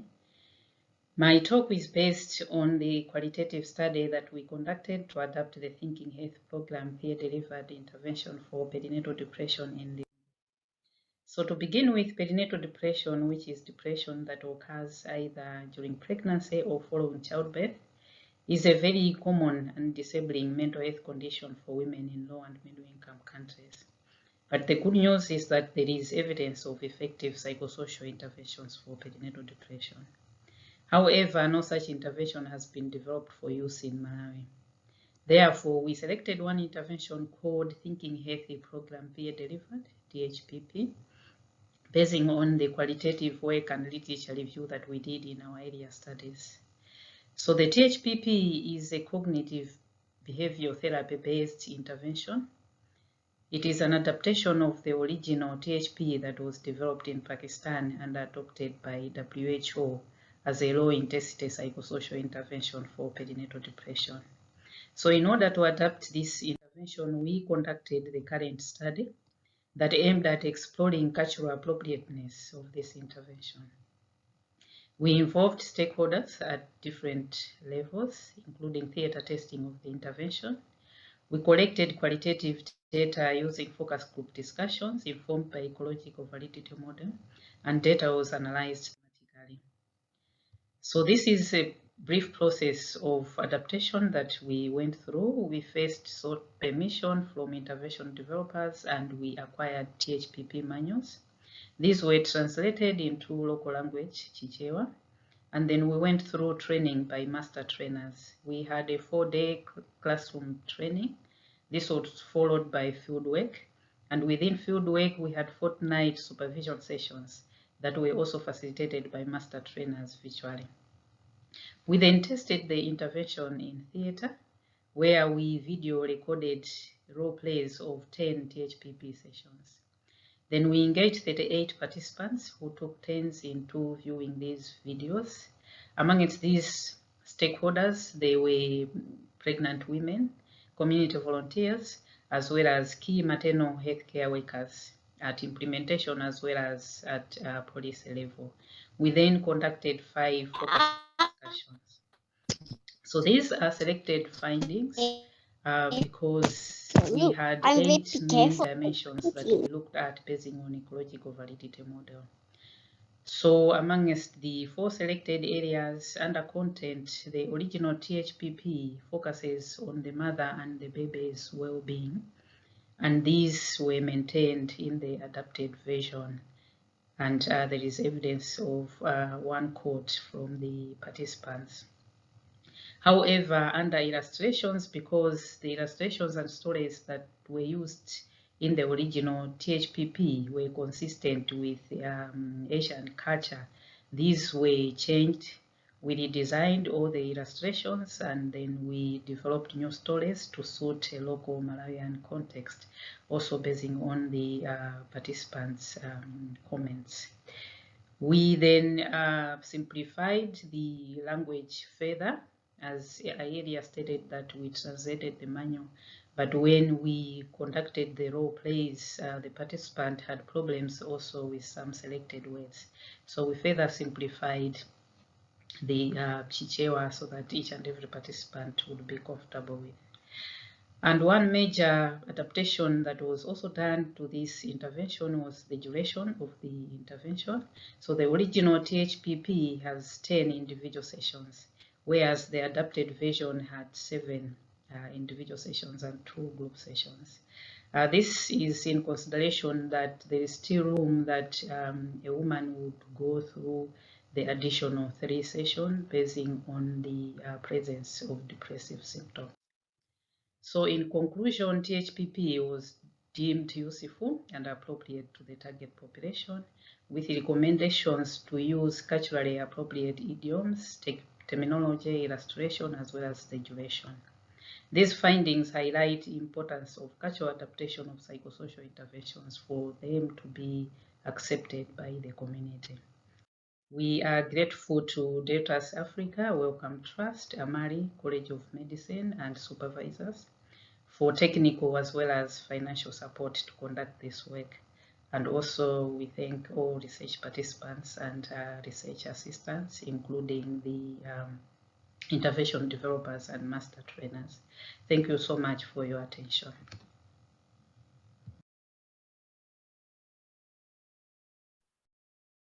Thank you so much, ladies and gentlemen. That was Mawani Ngoma with our second fellow to speak to the theme of adaptation of interventions for mental health disorders in Africa. So next we are going to have Magdes Demisi.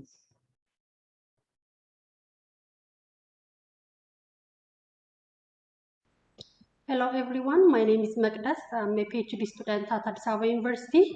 My PhD is focusing on development of psychological intervention for bipolar disorder in rural setting. Bipolar disorder is the type of mood disorder, and the mood shift is the main symptoms for bipolar disorder.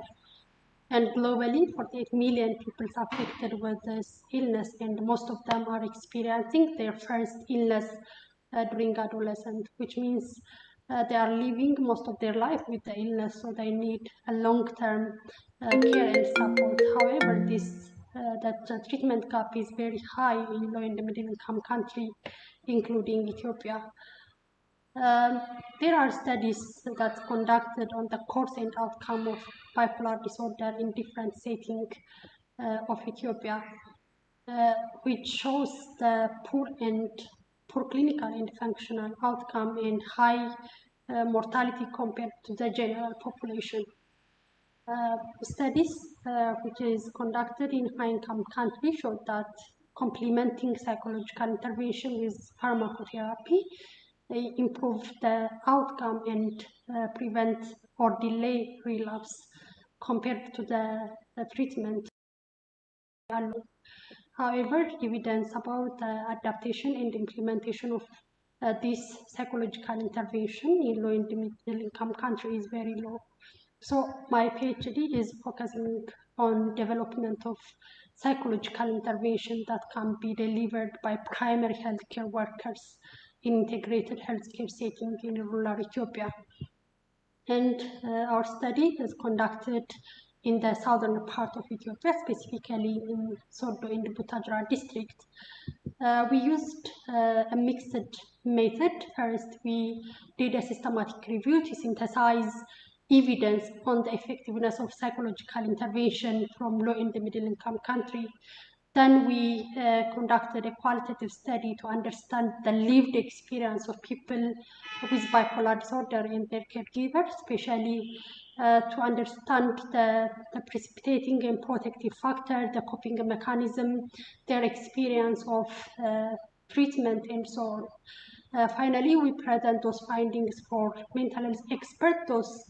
That meeting is included different professionals from mental health to get their suggestion on the component of intervention, the provider, the number of sessions, and the intervention provider based on their clinical and research experience and also working in the study area. We also conducted a series of theory of change workshops by involving community representative, people with bipolar disorder and their caregiver, primary healthcare workers, district officials, and other professionals. And the aim was to co-produce or develop the roadmap that shows how and why this planned intervention will be effective and what should be considered while we are developing the intervention. And finally, we tested the intervention for feasibility and acceptability. And the developed intervention has 5 sessions, which planned, and each session planned to be delivered within 20 minutes. And finally, we tested the intervention on 12 people with bipolar disorder and their caregivers. And the finding shows that the intervention is feasible and acceptable to be delivered at primary healthcare setting, and the feasibility of the intervention, the fidelity of intervention providers to the manual was acceptable. And this pilot test also identified areas for further improvement. Like previously, each intervention session was planned to be delivered within 20 minutes. But what we found from the pilot test is which is not feasible to deliver the session within 20 minutes. So they suggested to increase the the number of sessions or the duration of each session to 30 minutes. These are some of the papers that we published out of this my PhD. Additionally, we submitted two papers on the process of intervention adaptation, and the second one is on the feasibility and acceptability of this intervention adaptation. And thank you very much. Thank you very much. And now, next on the stage, we are going to have Ginobili Kokota.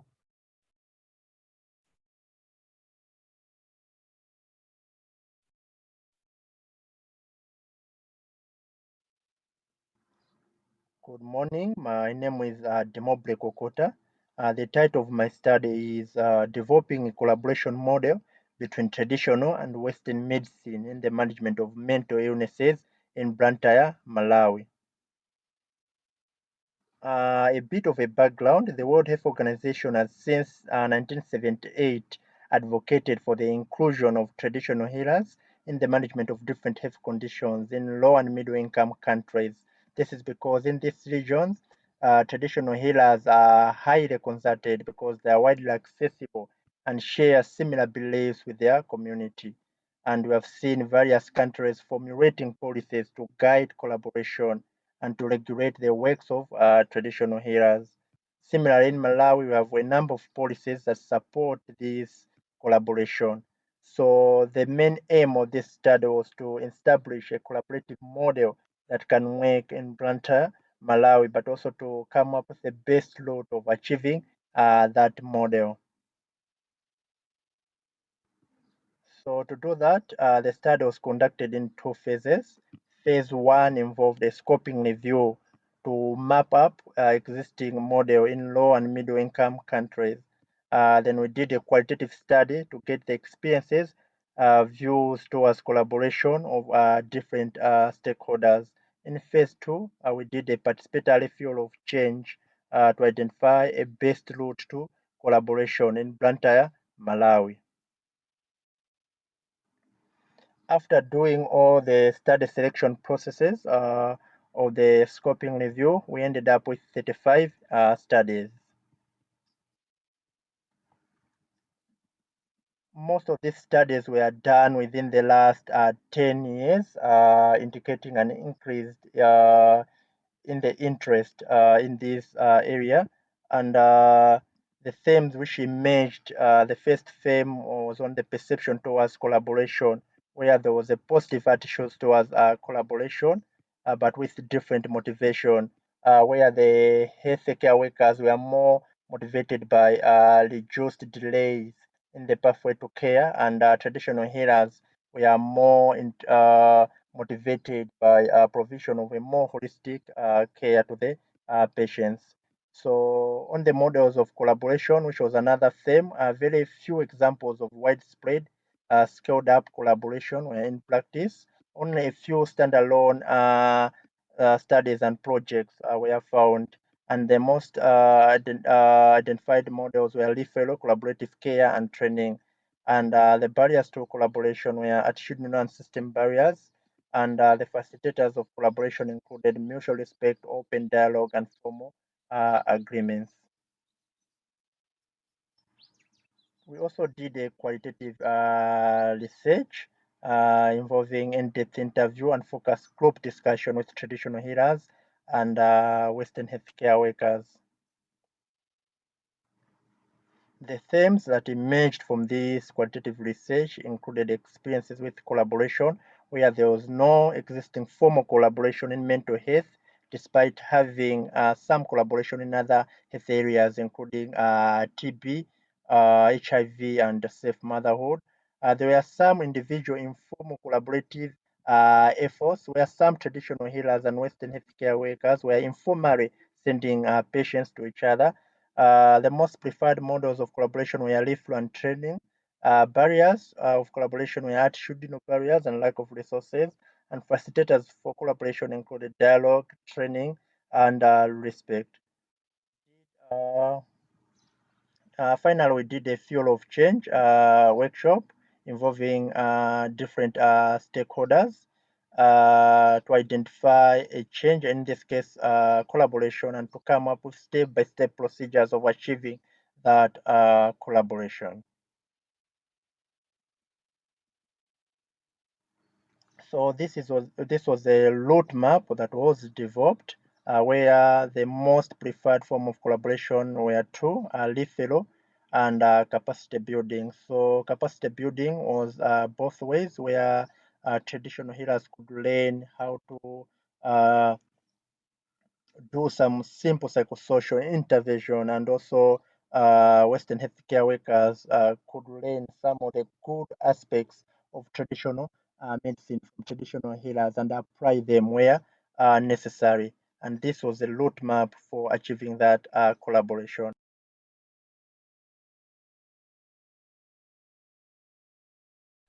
Fantastic. Thank you so much. Now we are going to hear from our very last fellow, our very last presenter, Definite Mhamo. Good morning, good afternoon, everyone. My name is Definite Namo, and I'm a PhD student registered with the University of KwaZulu-Natal in South Africa. Here are my research objectives. In phase 1 of the study, I conducted a cross-sectional study with 390 female sex workers. Phase 2 was a qualitative study with 20 purposively selected women. Eligibility was based on PrEP initiation. Phase 3 was conducted with 20 women. 6 months later, I looked at adherence using a urine dipstick test and followed up interviews based on PrEP adherence. I carried out a systematic review to enrich my understanding of PrEP interventions that had been developed and tested to enhance PrEP continuation across different population groups. I found very few interventions that had been developed and tested. As part of my first objective, I conducted a cross-sectional mental health survey with 390 women. The findings revealed that common mental disorders was 40% and 89% using the two validated tools, the Shona Symptom Questionnaire and the Patient Health Questionnaire. My second objective was to understand female sex worker motivations for initiating PrEP. Several factors were highlighted and analyzed as intrinsic and extrinsic factors. Intrinsic factors were based on self-protection from HIV infection and fear of contracting HIV. Extrinsic factors were based on occupational risks associated with sex work, financial freedom that came with charging higher rates for unprotected sex, and prior participation in PrEP-related studies. Positive encouragement from peers, friends, and family members, and lastly, the need to take care of children. This is illustrated in the women's voices, as illustrated here. My third objective was to understand PrEP adherence as measured by a biological marker. For this objective, I followed up a subset of 20 female sex workers 6 months later, 6 months after PrEP initiation, and found that 50% were adhering to their PrEP, with the rest experiencing challenges with continuing on their PrEP regimen. A qualitative inquiry illuminated a myriad of lived experiences as narrated by the women. Alcohol and substance use was reported as part of the routine as the women struggled to keep up with adherence. This led to some women forgetting to take their pills as prescribed.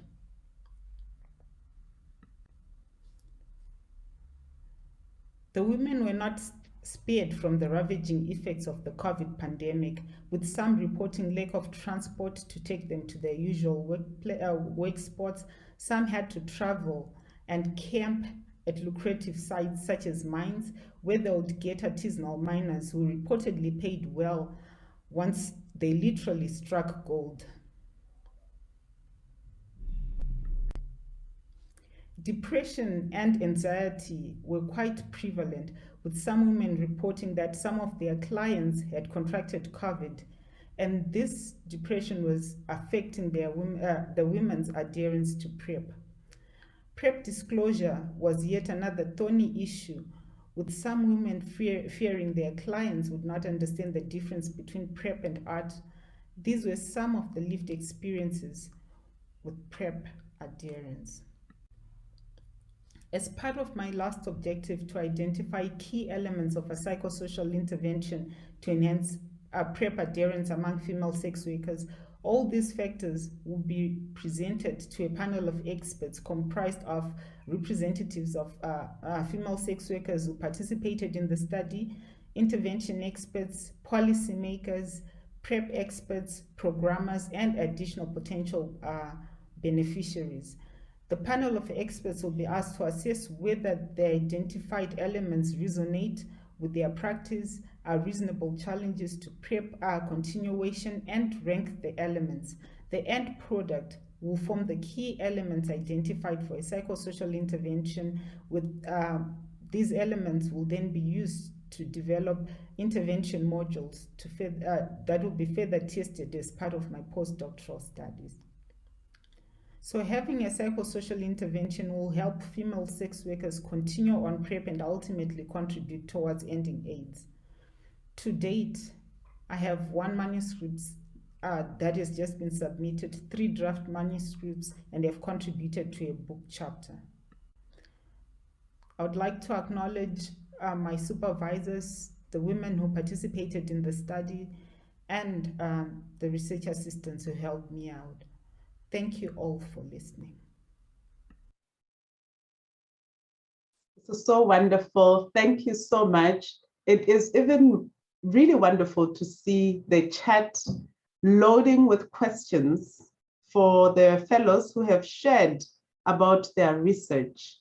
And this is really wonderful. Please give the fellows who have presented a big round of applause. Zoom applause goes something like this because people are visual, but they're muted, but also the electronic reactions, and I'm appreciating seeing many of you already giving them an applause through Zoom icons. Now I'm going to call onto the stage our 2 moderators, Dr. Benedict Webong and Dr. Charlotte Henlon. And as they get ready and they take their space, I just want to tell you who they are. Benedict Webong is a senior lecturer in social and behavioral science, School of Public Health, University in Ghana, and a global mental health epidemiologist. His research interests are varied and span child development, adolescent health, mental health, and addictions, and maternal mental health and well-being. And Dr. Charlotte Henlon is a psychiatrist and epidemiologist who has lived and worked in Ethiopia for over 10 years. Her current work focuses on health service and system interventions to improve population access to mental health care. Please welcome them on stage.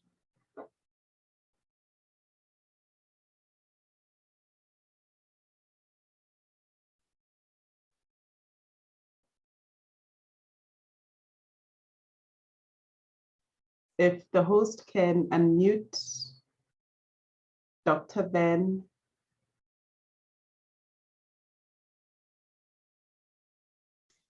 Dr. Ben, do you mind taking us away? And please, Dr. Hanlon, if you could join us on stage as well. Thank you very much, Paul, and thank you, Boulogne, for this. I'll be doing this with Charlotte, so hi, Charlotte.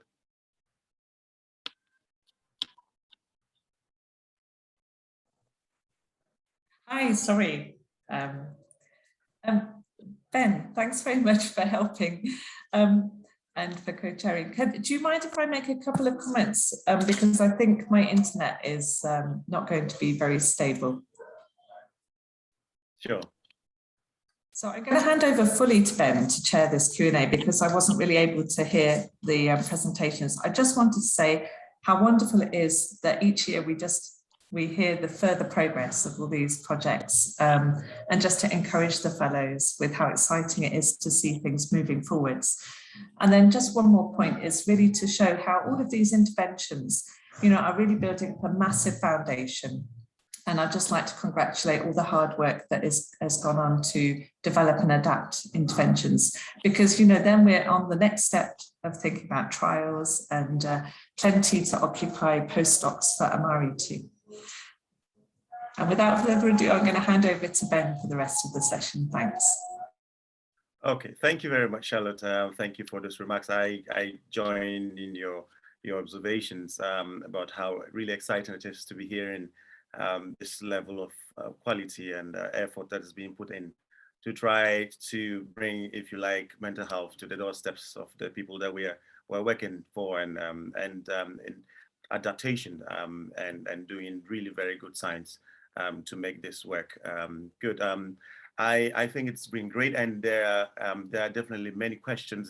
Most of the presentations have evoked a lot of interest, and you can see clearly in the chat box many questions are coming in there. And I was wondering if you'd want to start looking at some of the questions that are thrown to you, and those ones that you've not been able to respond to more directly. If you would want to take those questions and look at. So there's a question. There's a question for you from Melanie about. Before then, even Lisa comes in with a question on your experience here and what your ideas you have to make sure that the cultural adaptation happens, but also is done efficiently. What would be your take on that, Wabi?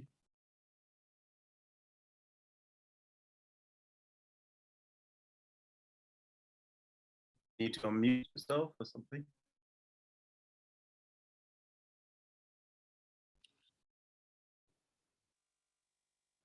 Okay, thank you, everyone. And thank you, Lisa, Melanie, and Melinda for the questions. Firstly, as I indicated in my presentation, I think the first step is stakeholder engagement, being very important in the adaptation process, especially involvement of the target population, which are the pregnant women, as well as postnatal women and their families. But also because this intervention is delivered by volunteers, they also need to be involved in the process of adaptation. Furthermore, the process of pre-testing would also help us to see if at all the intervention seems to be making sense in this culture, but also if there are further comments from the people that this intervention is intended for. So that is for the first question. The second question that Melanie had asked and responded in the chat.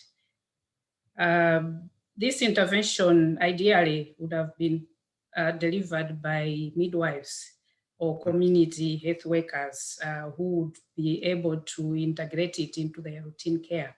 However, in our formative work, we discovered that these cadres were quite overwhelmed, and they stated point blank that it would be difficult for them to take on added roles.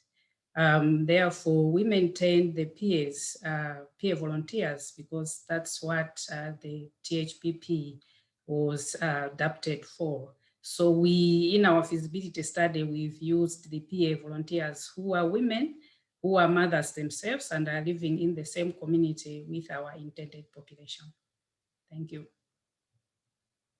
Thank you very much, Wabi. I think that was very clear. I actually also wanted a bit more clarity on who your interventionists were, but it's good that you've clarified that now. And it does appear that you are really tagging along with how the original THPP was designed, and with a whole philosophy of using resources that are readily available to us. So using peer models. So I think that's interesting, and to see, I think it would be good to see how these findings will compare eventually when you go on to evaluate how these findings will compare to the studies that were done in Asia. Very, very interesting. So we have questions also for Demobli. And I think that's a question really relates to Dr. Fang's talk about this morning about the quality rights and the very, very important aspect of ensuring the rights and dignity of mental health patients or persons with mental health conditions are protected. So the question really was, is there a way that you can look at how, what are the cross links in your work, and were you seeing anything that you could introduce to traditional healers to fully appreciate mental health issues? Demobli? You're probably muted.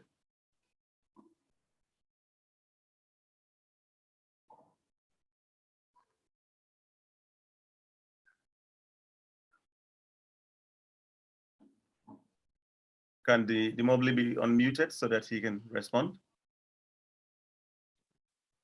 I have just asked. Fantastic. Yeah. Now we can hear you. Yeah, I wasn't able to unmute myself. Yeah, all right. Yeah, so thank you very much for that question. I agree. I think there are human rights and safeguarding issue involving both systems. It came out as one of the barriers in my study, where there was this skepticism among some health workers because they were concerned that there are some of these human rights issues that are mostly associated with traditional healers, and some of the possible facilitators or how to rectify the problem was to have this strong regulatory body, like to strengthen the regulatory body of the traditional healers to the point that it's able to register all the traditional healers in the district, because my study was concentrating much on Blantyre, but also to be able to regulate the different aspects of the traditional healers. There was a talk on training, right? Training maybe traditional healers in some aspects of mental health as a way of trying to avoid some of the adverse effects. But there's also, we didn't want to enter into a situation where the participants didn't want to enter into the situation where like one group should appear like as superior to another, because if we say it's only traditional healers that should learn from Western health worker practitioners, it means we're taking Western medicine as superior to traditional medicine. So as much as it's important for the traditional healers to do that, but Western practitioners should also be willing to also use some of the good aspects of traditional healing, like things that have proven to work. Sorry about that. I think Demobli's connection is a bit of a problem. Hello? Oh, is it just me? Are you able to hear me? Yes, we are able to hear you clearly. Thank you. Yeah.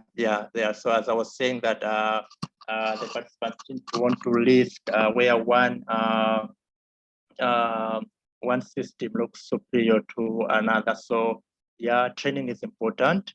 But while we're also thinking about training, we should also think of what are the good aspects of the alternative system that we can be able to incorporate in this collaboration. So that's how I can answer.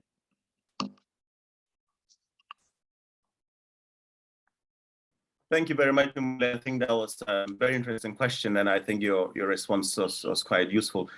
Clearly, we should be aiming to do things that align with current thinking and practices, and I think that it's very, very timely that the WHO program is ongoing, and it will be useful to feed that into your work you're doing to ensure that we are asking very important questions about quality rights. So that is that's interesting. There's one more question actually. Lisa wanted to also know. I think it's real aligned to the same question about whether you thought that traditional healers fully appreciate mental health issues. I don't know. You touched on that in your response, but if not, if you want to quickly respond to that, Dimobli. Can you come again with the question? Yeah. So Lisa wanted to know whether you think that on the backdrop of Dr. Fong's presentation, whether you think that traditional healers fully appreciate mental health issues. Yes, I think they do. They do, and I think I was surprised because when I was going into the interview, like the qualitative part, I had assumption that maybe traditional healers will not be aware of depression or stress because my thinking was that it's like they only look at these severe forms of mental illnesses and they consider them mental illness, not the other sort of thing. But I was surprised to find that we had a few traditional healers who knew that depression, stress is a form of mental illnesses, and they also mentioned things like just counseling, not even giving the helps, but just counseling the patients. It can work. Just talk to the patients about their problem and the thing they meet and all that. So I think slowly now I think even traditional healers are becoming more aware, I think, of different aspects of mental illness.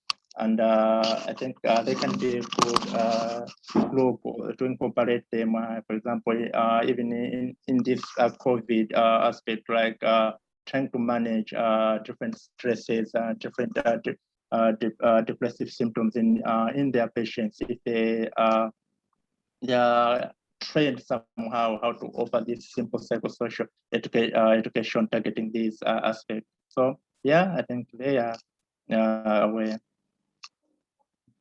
Okay, thank you very much. Very good presentations again to the fellows. Thank you very much. I've just been informed that we will have to bring it to a close here. Just give you my thoughts and Charlotte's thoughts that this has been great, and we look forward to how this all evolves and eventually gets just evaluated in more bigger trials. So thank you very much. Just one tip, just one piece of advice. As you continue your work in adaptation, it will be useful to begin to note which aspects of your adaptation strategies or stages was really very helpful, because what we really want to do is to cut back on some of the waste stages that we go through. I know there are lots of steps we go through, but there may be some bits that we can usually kind of, avoid if they're for want of time, and then focus on the very important stages that we need to use when we are adapting some of these interventions. So thank you very much and all the best. Thank you so much, Dr. Ben and Dr. Charlotte and the fellows who have presented this on this phenomenal topic. And I want to encourage everybody who is here present as a participant that this is an opportunity to engage, to interact, to share. So I'm going to ask you, please use the chat to privately text the fellow directly. Maybe it's an area of research where you feel you could possibly partner, you could possibly create a connection, and you could possibly, you've got so much interest, you have more questions, you can chat with them directly. So please use this 2 days to connect with one another, to make sure that you create those connections. Some of them will be intentional through our FOIA events, but some of them you can create yourself through the chat platform. Which theme are we exploring next? We are exploring a theme on the validation of tools and measures for mental health disorders in African setting. And who are our chairs that are going to lead us in this wonderful topic? Our chairs are going to be Clement. I need to know how to say this one. So Clement Nunsby. He is a registered occupational therapist and a psychosocial rehabilitation specialist. He is currently a PhD candidate at the University of Cape Town and also an AMARI PhD fellow in Zimbabwe. Exploring social inclusion in marginalized groups, he is also a lecturer at the Faculty of Medicine and Health Sciences at the University of Zimbabwe and is a chairperson of the Medical Rehabilitation Practitioners Council of Zimbabwe. Along with him, he is going to be working with Dr. Lisa Langhau. Dr. Lisa is an independent research consultant and is a supervisor of 3 AMARI fellows. She's a specialist in adolescent sexual health, mental health, PSS, impact evaluations, and environmental issues. The 2 of them are going to take us through are going to chair this next section of our presentations. So over to the fellows, to the 5 fellows who are going to present today. Thank you.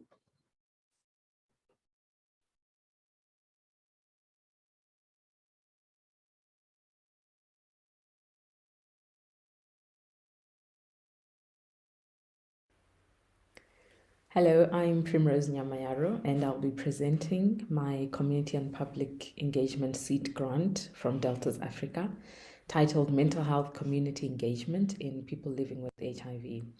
Community and Public Engagement, CPE, according to the CDC, is the process of working collaboratively with and through groups of people affiliated by geographic proximity, special interest, or similar situations to address issues affecting the well-being of those people.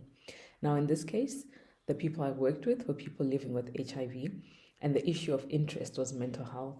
And this is because people living with HIV are 2 to 3 times more likely to have common mental disorders such as depression, and this can result in poor antiretroviral therapy, medication adherence, which can lead to adverse health outcomes. So the objectives of this grant were to engage people living with HIV and their support networks, to discuss their opinions and perceptions of mental health, and also to share the most current mental health research in Zimbabwe. To do this, we had in-depth focus group discussions in 2 communities, and these discussions informed the CPE events where 200 people participated. Community linkage officers were responsible for mobilizing and coordinating all CPE activities. Participatory visual methods, specifically dramas, songs, poetry, as well as storytelling were used. A professional drama group was used to provoke deeper reflections on HIV and mental health. And participants also had an opportunity to speak about mental health. Now, these results focus on what the participants thought was important to research and to find solutions for. So the first were key priorities. According to this participant, they said society does not prioritize or acknowledge mental health, yet it is a real issue affecting people living with HIV. And another one said, why not research on why stigma is still an issue in our communities as it is affecting our mental health? So these 2 areas where participants thought were most important priorities for researchers to focus on. And then the next was about having a holistic approach in addressing mental health. For example, this participant said, if I'm depressed, then I go to the clinic and then I get help and counseling. But the home where I'm going back to, there's no peace. I don't think it really helps. You need to know where the person is coming from and the kind of family she lives with to actually help her. And the next one said, find ways of improving service provider attitudes towards people living with HIV, as their treatment sometimes leads to poor mental health outcomes and discourages us from visiting the clinic. The last one was regarding involvement of people living with HIV in all stages of research. So this participant said, so when we have given you information during the researches, you have to come back to us with that information and empower people on the ground. We will then also tell others in the community about these findings. So this demonstrates the importance of dissemination for all the wonderful research that we do. And then another one says, coming to consult us about our research expectations so shows that you value us as more than just research subjects. So involving participants even in the initial stages of research before we've even conducted the research or applied for the grants is something that's really important for people living with HIV, so that we research and work on things that are important to them and that would benefit them. Now, in conclusion, the CPE project was the first step in engaging people living with HIV with mental health researchers, and the discussions showed their readiness to be involved in all research processes. And disseminating research findings via drama, poetry, or music makes it accessible to the community. And it is important for us as researchers to truly acknowledge them as experts by experience and work with them in research. I'd like to acknowledge the funders and all the participants in this research, and thank you for listening.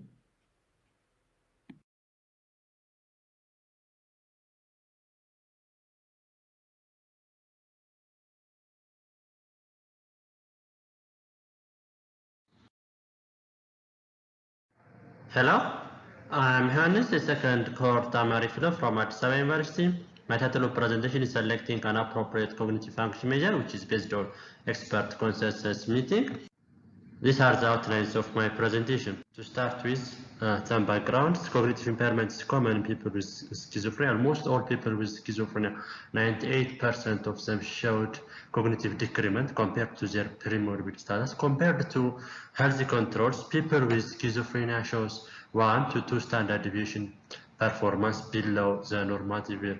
In addition, cognitive impairment is seen in people with schizophrenia who are drug-free.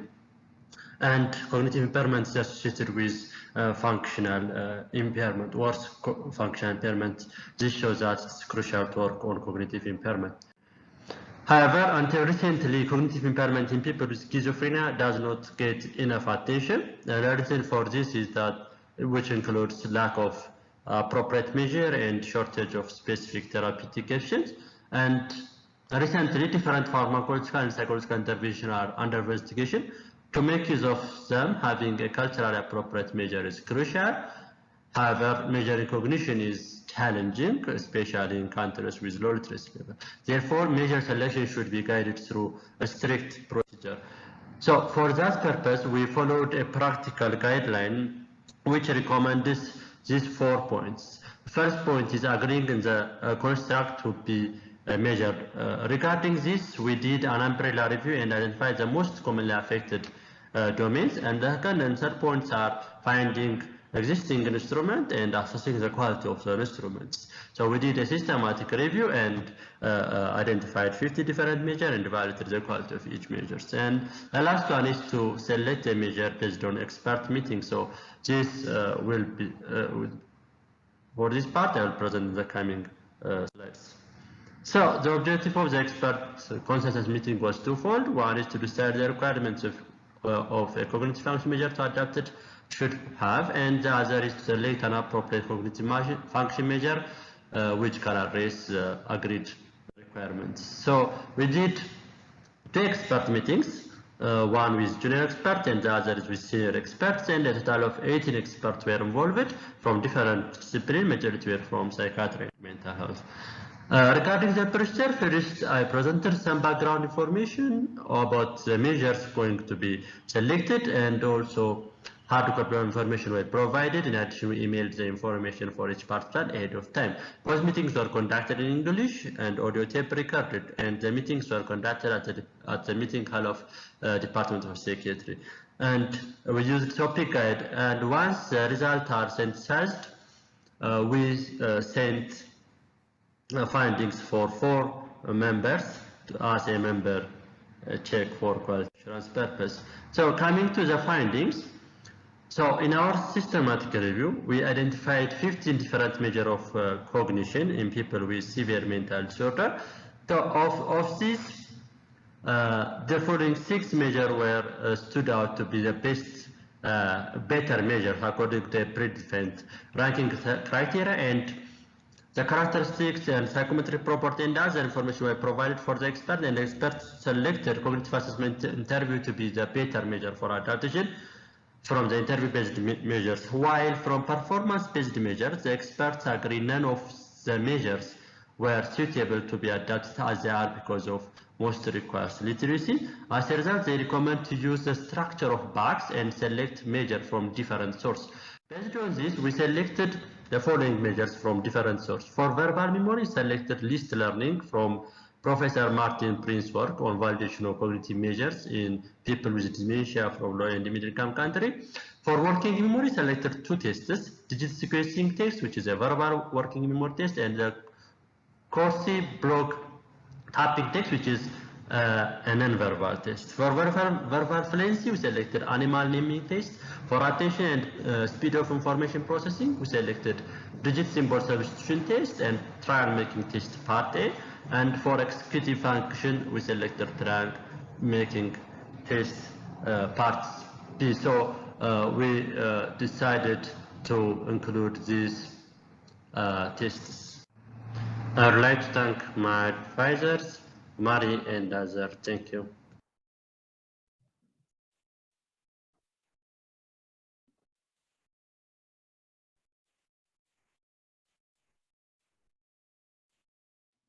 Good day, everybody.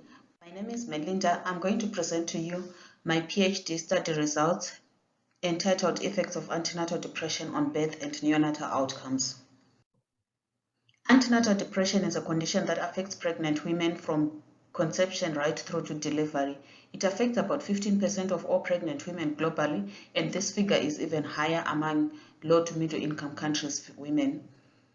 The effects of antenatal depression are not only on the mother, but on a developing fetus and the family as a whole. However, we do not have screening tools specifically for antenatal depression, although there are depression screening tools for depression in general and specifically for postnatal depression. My study objectives were to validate 2 common depression screening tools among pregnant women in Harare, Zimbabwe. We validated the Edinburgh Postnatal Depression Scale and the Patient Health Questionnaire 9. The second objective was to determine the prevalence and associated factors of antenatal depression among pregnant women in Harare, Zimbabwe. And the third was to determine the associations between antenatal depression and birth and neonatal outcomes. This was a prospective cohort study from January to December of 2018 at 2 randomly selected polyclinics in Harare, and study participants were pregnant women aged above 16 years attending the 2 study sites for ANC, able to communicate in English and Shona, and willing to be followed up. We assessed different validity and reliability, including factor structure, criterion validity, and internal consistency. We also did inferential statistics and descriptive statistics. Of the 1,767 pregnant women were seen in the study sites, 1,250 met the inclusion criteria. 425 were randomly selected by picking either a green or red card in a basket randomly and were invited into the study. 375 had complete baseline data and 354 had complete data at 6 weeks postnatal visit. Participants at baseline were aged 16 to 49. Majority had secondary school level education. They were unemployed, multiparous, married, and a quarter were living with HIV. 65% had someone to talk to when overwhelmed, and 8% had a chronic illness diagnosed in the current pregnancy. Results of the validation showed that both the Shona EPDS and the Shona PHQ-9 were valid and reliable to screen for antenatal depression. 3 factors were extracted through exploratory factor analysis from the Shona EPDS, and only 1 factor was extracted from the PHQ-9. A quarter of all the pregnant women were found to be depressed using the SCID, which was the diagnostic screening tool. Maternal status, negative life event, intimate partner violence remained statistically significant after multivariate analysis. Low birth weight, exclusive breastfeeding, and postnatal depressive symptoms were associated with antenatal depression at the follow-up visits. In conclusion, 1 in 4 pregnant women had antenatal depression, and antenatal depression increased risks of adverse birth and neonatal outcomes. From the study, we saw that the 2 screening tools were valid to screen for antenatal depression. Therefore, we can screen for antenatal depression in our local clinics, and depressed pregnant women can be referred to the Friendship Bench, a locally developed psychotherapy intervention that is being run in most Harare clinics and also being scaled up nationwide. And the next stages would be to train nursing students and practicing nurses to screen and identify antenatal depression using these validated screening tools. And therefore, we need to roll out screening of antenatal depression so as to manage antenatal depression earlier and avoid the negative birth and neonatal outcomes. I would like to acknowledge my supervisors, particularly Mr. Chimono, the late, for the assistance that they have rendered me throughout the study, and also the Department of Primary Health Care Sciences, Nursing Science Unit, and the Mental Health Unit. Thank you.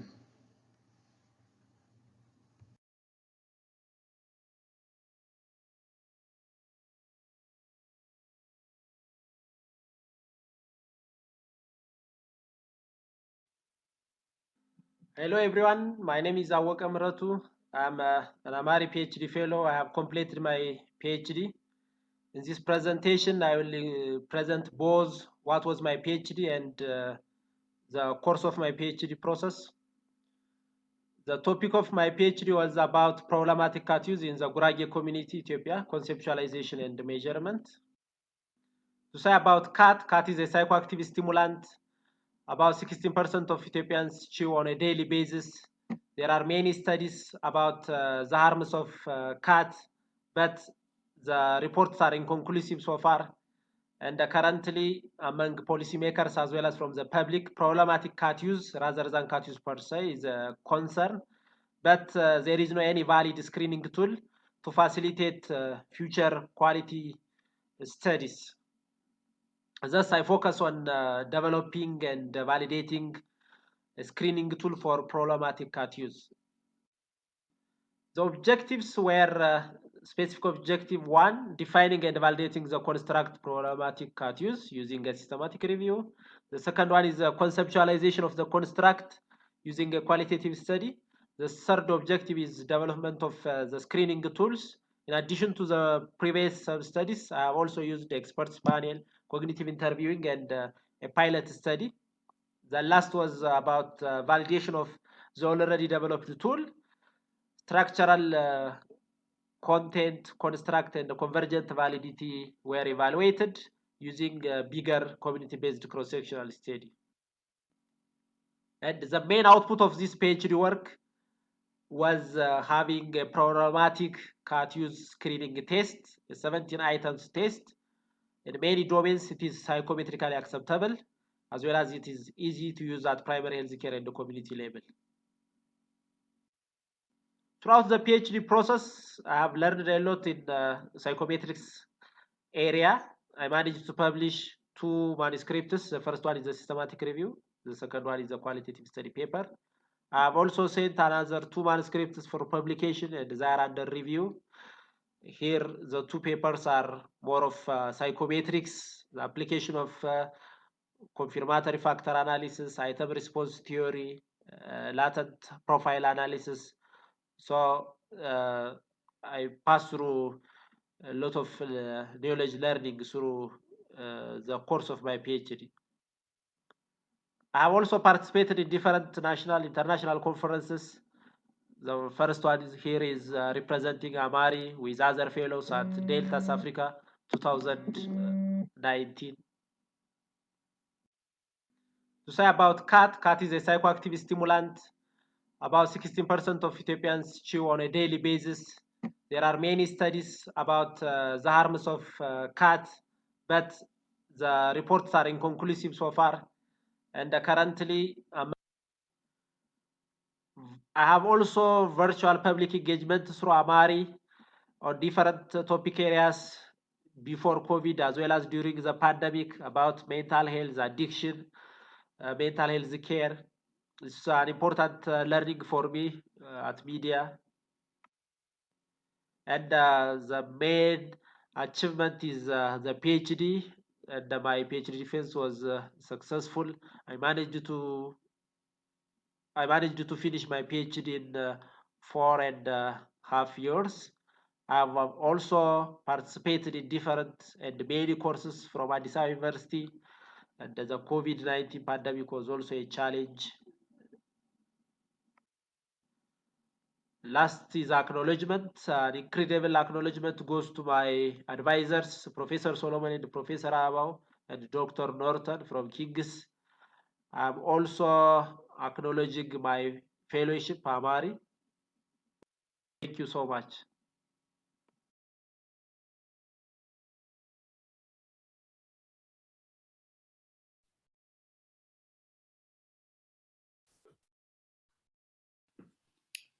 Good morning. My name is Michelle Dube. I'm a PhD fellow in the AMARI program. I would like to present my mixed method study of adolescent alcohol and drug use. And in this study, I explore key stakeholders' experiences and perceptions of adolescent alcohol and drug use, as well as determine the utility of the alcohol use disorders identification test and the drug use disorders identification test. The problem of adolescent alcohol and drug use is multifactorial in etiology. There are individual factors such as poor academic performance or a poor understanding of the dangers of alcohol and drug use. There are also sociocultural factors, things such as family and neighborhood usage of alcohol and drugs, which enhances the adolescent's access to these intoxicating substances. Negative peer pressure also tends to encourage adolescents to begin using alcohol and other drugs. There are also health service factors that contribute in terms of there's a lack of screening instruments, there's a lack of interventions that are appropriate for use in adolescents. So it compounds into a lack of services for adolescents who are using alcohol and drugs. My study has three main objectives. The first objective is to explore stakeholders' experiences and perceptions of alcohol and drug use amongst adolescents. I'm going to conduct this study amongst educators, parents, and adolescents at 3 schools in Harare. We will do focus group discussions with the 3 different populations where we will explore things such as exposure to alcohol and drugs amongst adolescents, as well as exploring the knowledge and perception of problematic use of these substances and if there are any interventions in the community. Specifically for adolescents only, there will be focus group discussions to do some cognitive testing of the audit and dudit, where we will explore the meanings of the terms in the audit as the adolescents perceive them, the quantities of drinks that the adolescents are using when they consume or are exposed to drugs, as well as the common names for some of the drugs mentioned in the instruments. Research objective 2 and 3 seeks to determine the psychometric properties of the screening test, the audit, and the DUDIT. I will conduct this study in 7 schools in Harare, and the audit and DUDIT will be self-administered by the adolescents, and then they will have a gold standard diagnostic interview using the SCID by a trained clinician. The data analysis will be done using the SSPS package. The ROC analysis will be conducted to determine the optimum cutoff point for sensitivity and specificity of the audit and DUDIT. The negative predictive value and the positive predictive value will also be determined to speak to the clinical relevance of the tests. Linear and logistic regression will be conducted to identify factors associated with alcohol and drug use among the adolescents. Ethical approval has been sought, and I await reopening of schools so that I can begin the focus group discussions. Thank you.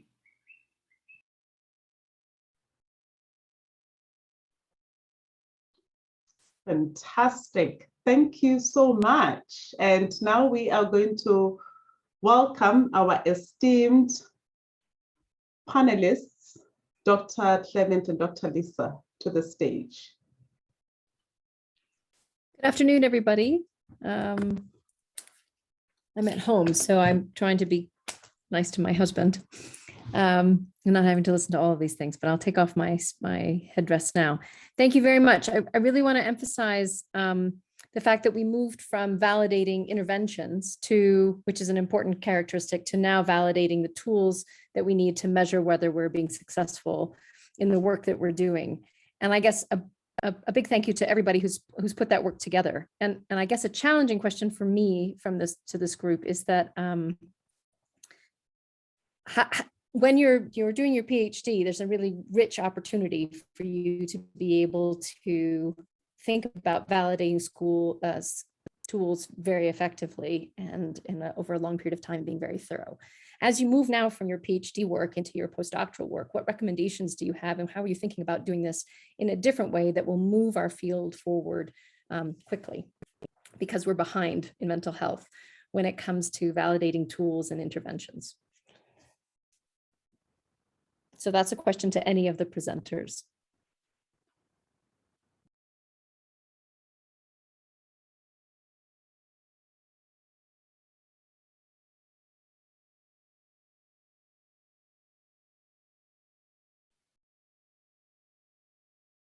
Exactly. As they try to come up with a response to that important question that Dr. Lisa has just posed, we are also cognizant that this, expansion and investment in mental health ought to tap into the political will of decision makers. So whatever we need to do with the tools that we have evidence to be valid in our context, they need also to start to generate data that we can put up there and say, look, this is what we can get if we use these tools. So the next steps really need to also to generate that sort of evidence. The efficacy and the economic value of the knowledge that we are generating is really needed. And I think the person who can jump in and say something here is Melinda, to talk about the questions that have been posed directly to you. The tools that have been validated in your case, PHQ-9, which one are you going to recommend that this actually addresses the pivotal issues in our context? And maybe you could also tap into what the Prof. Melan Abbas has asked, which other validation and feasibility concepts have been left out in your study? It's over to you, Melinda. Thank you. Good day, everyone. Just to answer Dr. Ben's question, I think both tools were valid, and I would recommend PHQ-9 for antenatal depression in specific. But I would recommend the EPDS for screening in the antenatal period for common mental health disorders, since it picks up other related constructs. Since depression does not just come in as one construct, it is interlinked, and it is mostly exists comorbid with other common mental health disorders such as anxiety and loss of interest and so forth. So for antenatal depression specifically, I would pick the PHQ-9, but because we live in, because antenatal depression does not exist as one construct, it has those interlinkages, I would pick the EPDS. And then the other validity studies that I left out, I can just think of the discriminant validity that I left out. And although I did not report the content validity, I also did cognitive interviewings to test for the content validity. But the discriminant validity is the one that I left out. And I'm not sure how it would really affect the working of my questionnaires in our context. And then for reliability, I left out test, retest, assessment, because for one, it wasn't convenient for us to do that. We had to get into the daily activities of the clinics, which are busy settings. So I left that one out to check if after some time, they would still measure depression. And I would need to check how it would affect the function of my screening tools. And then the third question, sorry, Mr. President, Clement, I didn't pick that one up. Can you please repeat it for me? So the other part of the question was, what are the deliberate efforts that are being put in place to make sure that the tools that have been shown to be valid are actually applied in the context, because it has got the resource implications thereof. Maybe it's just a suggestion that the next direction of your study needs to generate some sort of knowledge in that direction. Okay, first and sorry to cut you off, but first and foremost, I have written two policy briefs, one to the Minister of Health that I've presented to the former Director of Mental Health, Dr. Chirisa, just to give them the results of my validation and to sensitize them that we do have we do have screening tools that can be used to screen for antenatal depression, and also at the nursing science department, so that when we develop modules or teaching aids, we can also include that part of screening for antenatal depression, so that when the nursing science students come out as nurses or they graduate as nurses, they have that knowledge of screening for antenatal depression. And it would be my hope and dream to take on screening for antenatal depression. So I would really want to further on to study the feasibility and acceptability of screening for antenatal depression, and then roll it out into our antenatal care services. Thank you. Thank you. Over to you, Lisa. I think you have some questions that you have also drawn for Awoke and Ioannis. I'd like to ask an actual general question that people have been asking in the group, which is, can any of these tools be used as proper self-report to empower people to assess their own health? I wonder if anybody has any thoughts about helping people in a different way, like creating something that would allow you to use this tool so that you could pull it up and self-assess and see where you're at. And then that would link you to some other intervention, link you to some place where you could go instead of waiting for people to go to the respective clinics. All of you have done some work in that area. Yeah, thanks, Lisa. Ioannis can go and take that on. Yeah. Okay, just to speak from cognitive measures point of view, probably it may be difficult to use those measures as self-reported, especially the performance-based ones, because most of them are expected to be delivered by skilled professionals. Therefore, from the cognitive measures context, it might be difficult to use performance-based measures as self-reported. Rather, we may use interview-based measures. There are also other self-reported measures, but what we are going to adapt are most for clinical purpose and research purpose rather than for self-administered purpose. And another general question was raised by the moderator, which is about what's the recommendation or moving forward for the next step. And generally cognition, from my point of view, cognition is a neglected area. Measuring cognition is a neglected area. Therefore, having a measure will have impact on showing the burden of the problem by doing different kind of studies, like showing the burden of the problem by measuring the problem in large scale, or by adapting or developing intervention. So the measures can be used as a baseline and outcome assessment. Thank you. I have a question for Michelle. I don't see you visually, but I'm hoping you're online. It says there's a great study. Have you considered other tools such as Assist Y, which is the youth version of Assist? And since the audit and DUDIT have a recall of 12 months, what do you think about using a number of binge drinking days in the past month? Is Michelle with us? Or is she I'm also afraid that Michelle is currently not present on the call, unfortunately. Okay, all right. So we'll send that to her as a question that she can use. Fantastic. Sorry. And also I'm conscious of time, so maybe Yep. our chairs can make their last remarks. Yeah, I mean, I just really wanted to thank everybody again for the strong work that you have done. And I think this is good learning for moving, as the title of this whole conference is about moving forward the great research and the new careers that are going to be happening. So I'm very excited about the next steps for all of you as we move forward into AMARI 2. Thank you so much. And I'm also happy to be part of this group, to be, a member of the fellows who are generating information and knowledge.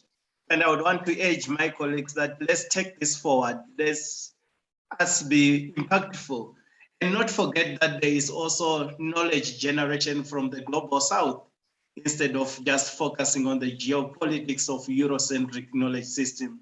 But thank you so much. We look forward to more. Fantastic. Thank you, Dr. Lisa, Dr.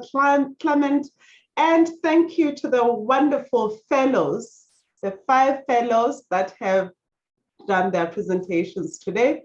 And we are up for the last theme, but before we do that, we have a surprise for you, a 5-minute activity that's going to surprise you, that's going to inspire you, that's going to strengthen you, that's going to encourage you to stay on the call. So don't go anywhere, because Joe, our technical assistant behind the scene, has a surprise for you. I'm ready, and I'm showing my readiness by standing up. Did you see me stepping out of my seat and standing up? I invite you all to do exactly the same. Stand up as Joe plays back this amazing surprise. Over to you, Joe. Everybody stand up, please. All right, let's.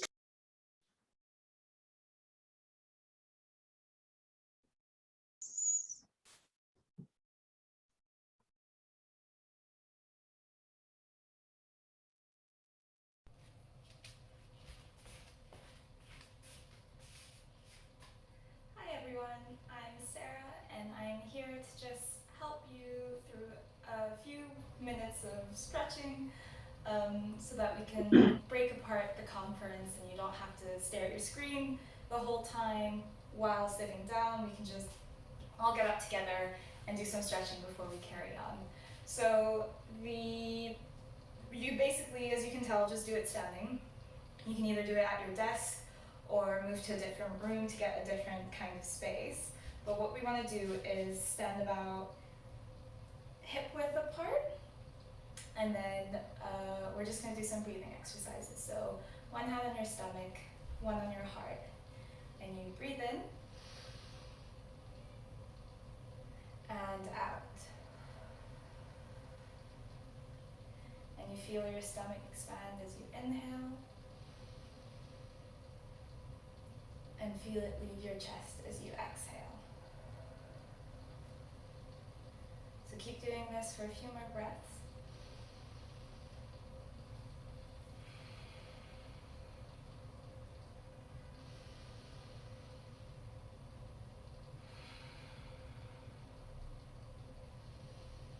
One more inhale and exhale. So now you just we're going to move our shoulders a bit, so maybe if I stand here it's a bit clearer. So what you want to do is scrunch up to your ears and pull them tightly, and then back down your shoulders. So scrunch and back, and scrunch and back. One more inhale, scrunch, and exhale, back. So now, again, feet at hip width apart. We're going to inhale and stretch up to the sky. And then we're going to grab our left hand or left wrist with our right hand and pull to the side. And you should really feel your stretch along your ribs. And just lean over and reach for the sky. And then inhale back to center. And then do the opposite side. Inhale. Exhale. And inhale back to the top. And now you want to bend your arms to the side like this. And I'll stretch up from the side. And you want to push your chest out. You inhale, and then move your shoulders down as you exhale. Again, push a little further. Inhale, and then down. Exhale. One more inhale, and down. Exhale. Now you want to just bend over and hang out. Let everything go. Feel your neck loose, and your hands can either drift to the floor or you can grab opposite elbows and just dangle.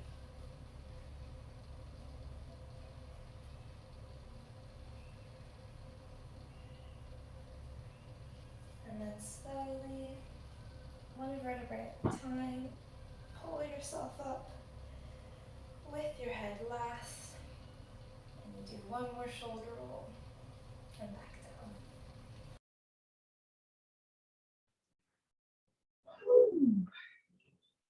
Is everybody feeling good after that? How awesome was that? Ladies and gentlemen, that was Sarah, who has graced us with that beautiful video. We hope to get more videos like that. So if you do have something to share like that, do not hesitate to contact myself or Joe and share. You have an email for the Alchemy Inspiration. We'll gladly play it back. So thank you so much. I hope you're feeling a little bit more refreshed after all of that oxygen that you allowed to enter and energize you for our third theme for the day. And it's also the last theme for the day. And it's such an interesting theme. So the theme is the impact of mental health in African communities. How many of you are curious about that? And to guide us through that, we have our two honorable chairs today, Dr. Walter Mangezi. And I want to read Dr. Walter Mangez's profile. He is the current chairperson in the Department of Health, Professions, Education, and a lecturer at the Department of Psychiatry at the University of Zimbabwe. Walter Mangez's current work is in medical education, mentorship, and leadership. First episode of Psychosis and Depression and Adherence in PLHIV.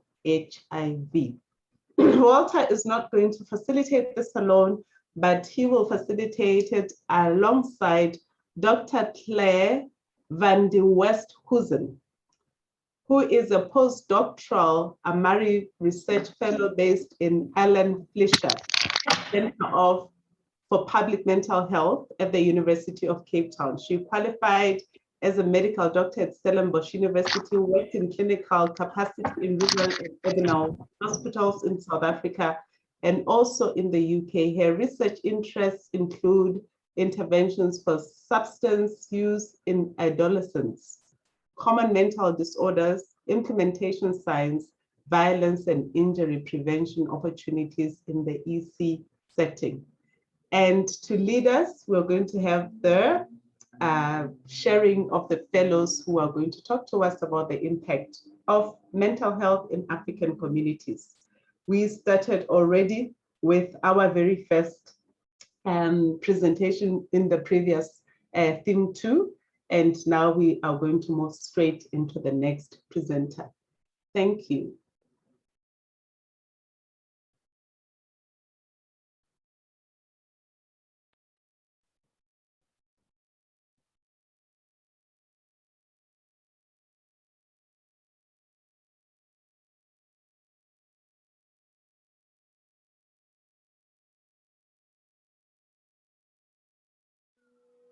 Hello everyone, this is Haptamu from Ethiopia. I'm AMARI postdoctoral fellow. Topic of my speech is impact of postnatal maternal congenital disorder upon cognitive development of primary school age children. A population-based course study in rural Ethiopia.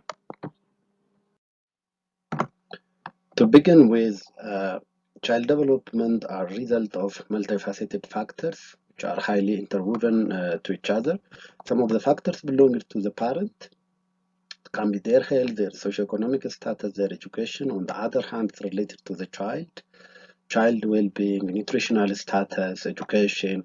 And on the other hand, it also has a link with the poverty, the culture, the living system, and all these are interwoven and affect the child cognitive development. So the aim of this study is to look at the link between postnatal maternal CMD and the child cognitive development later at school age. The study is conducted in Gurage zone, Bobutajura area, which is 135 kilometers away from Addis Ababa, and the area is known with diversified climate, both highland and the lowland, ethnic diversity, language diversity, and is found in the health and demographic survey site of Addis Ababa University. And the economy is based on mixed farming, like production of certain staples and cash crops. When we look at the measurement and the follow-up was started in 2005, recruiting pregnant women from the general population. And during the pregnancy and then after, the maternal common mental disorder was assessed using SRQ20, which is validated to be used for pregnant and postnatal women and validated for the similar context. Then after, at different time points, the maternal CMD was assessed repeatedly. Also, the children born from the index were under follow-up and assessed for different child outcomes. And lastly, for this particular study, and when the age of the child was about 10 years, their cognitive development was assessed using Peabody Picture Vocabulary Test, which is also validated to be used in this context. So for this study, it just to look at the link between the postnatal maternal CMD, which has been assessed at 2 months of postnatal, and then child cognitive development, which is assessed using the Peabody Picture Vocabulary Test at a later age.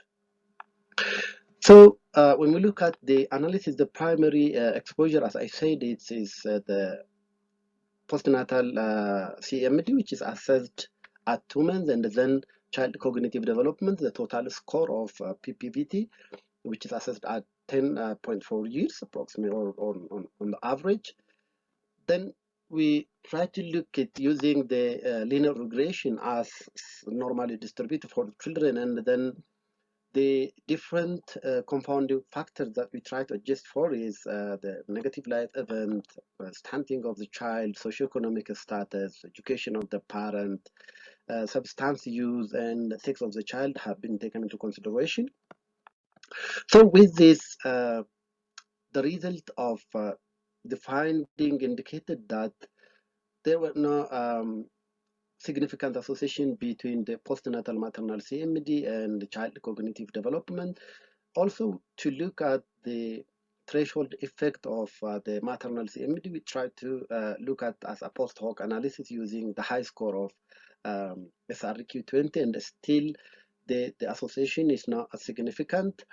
While other variables have been found to be linked with child cognitive development, like the maternal education, the non-literate, the marital status, lack of emergency resource, and the current roof covers, and child stunting, all have been found negatively linked with child.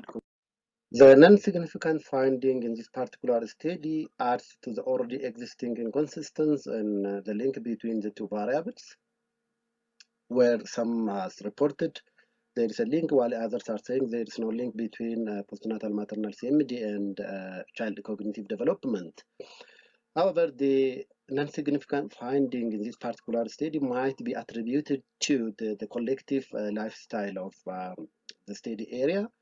That might be substitute child care covers the lack of nurture from the mother, or other social adversity overwhelmed the effect of maternal CMD, and the majority of the women participated in the study is non-literate, and then that also has its own effect. So with this intervention targeting the socioeconomic status, maternal education, child nutrition, and substance will help the child cognitive development, and also planning for advanced statistics like structural equation and path analysis might elucidate the possible mechanism of the link between the two. Thank you. This is my presentation. And if you do have any question or suggestion, you are welcome. Thank you.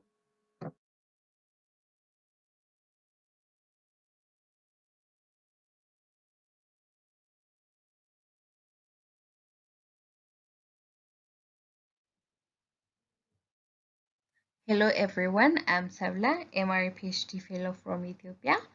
I'll be presenting the qualitative part of my PhD work titled with Capturing the Experience of Stroke Survivors and Their Caregivers. I am supervised under Professor Atalay Alam. I'll be presenting according to these outlines. Stroke is an acute neurological dysfunction which could be a life-threatening event and generate lots of stress and anxiety, which in turn could change the survivors' and caregivers' outlook in life. The objective of the study were to capture the survivors' and caregivers' experience after the stroke and to explore the coping mechanisms employed by the survivors and caregivers. The study was conducted at Zauditu Memorial Hospital in Addis Ababa. I have conducted 9 in-depth interviews among 4 stroke survivors and 5 caregivers. I have considered stroke duration, stroke severity, and sex to achieve maximum variation. I have analyzed the data thematically, assisted with open code software. And we have developed 4 themes: explanatory model, aftermath of stroke, finding silver lining after the stroke, and adjustment and coping were the themes. The first theme, explanatory model, was which was stroke survivors and caregivers' description of the stroke, and they described it as a very sudden event, something no one could ever be prepared for.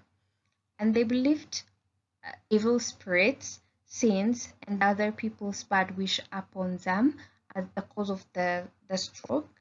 They also reported trying holy water, Quran, and different herbal medication along with the modern medicine for treatment purposes. The second theme was aftermath of a stroke. Disability was the most commonly reported and visibly noticeable consequence of stroke among the survivors. Sleep problem and inability to return to work were also reported by both survivors and caregivers. Transportation to the physiotherapy center and different medication costs after the stroke lead to families to live on a breadline. Lack of interest or unable in engaging in social activities were another change that was reported by the survivors. And caregivers were also putting their big life events on hold. For example, their wedding due to the stroke. And all these mentioned and more consequences of stroke lead to emotional roller coasters on both the survivors and caregivers. Being stressed, feeling sadness, irritability, and rapid mood change were also reported. The third theme was finding silver lining. Survivors reported being grateful, and as a result of the stroke, they were reminded of their blessings and to be much more calmer and to spend time with God. Caregivers reported that this life-threatening event helps in strengthening their family relationship and they consider it as a chance to give back to their families. The first theme was adjustment and coping. Survivors reported having difficulties with adjusting and incorporating healthier diet into their life and also to accept taking medication 2 to 3 times a day as the new normal. Caregivers also reported taking a bit of time into adjusting to the new family roles. Taking a walk, praying, sleeping, and reading was reported as some of the coping mechanisms employed by the survivors and caregivers. In conclusion, in this study, we've tried to understand the experiences of stroke survivors and caregivers. Survivors faces disability and unable to return to work. Caregivers were also the hidden patients sharing financial strains and different emotional problems and stress. Participants reported that adjusting life after stroke and trying to accept the new normal has been very difficult. This implies the need of psychosocial support for the survivors and also the caregivers, in addition to the physical rehabilitation treatment for the survivors. Thank you very much. Looking forward to your comments.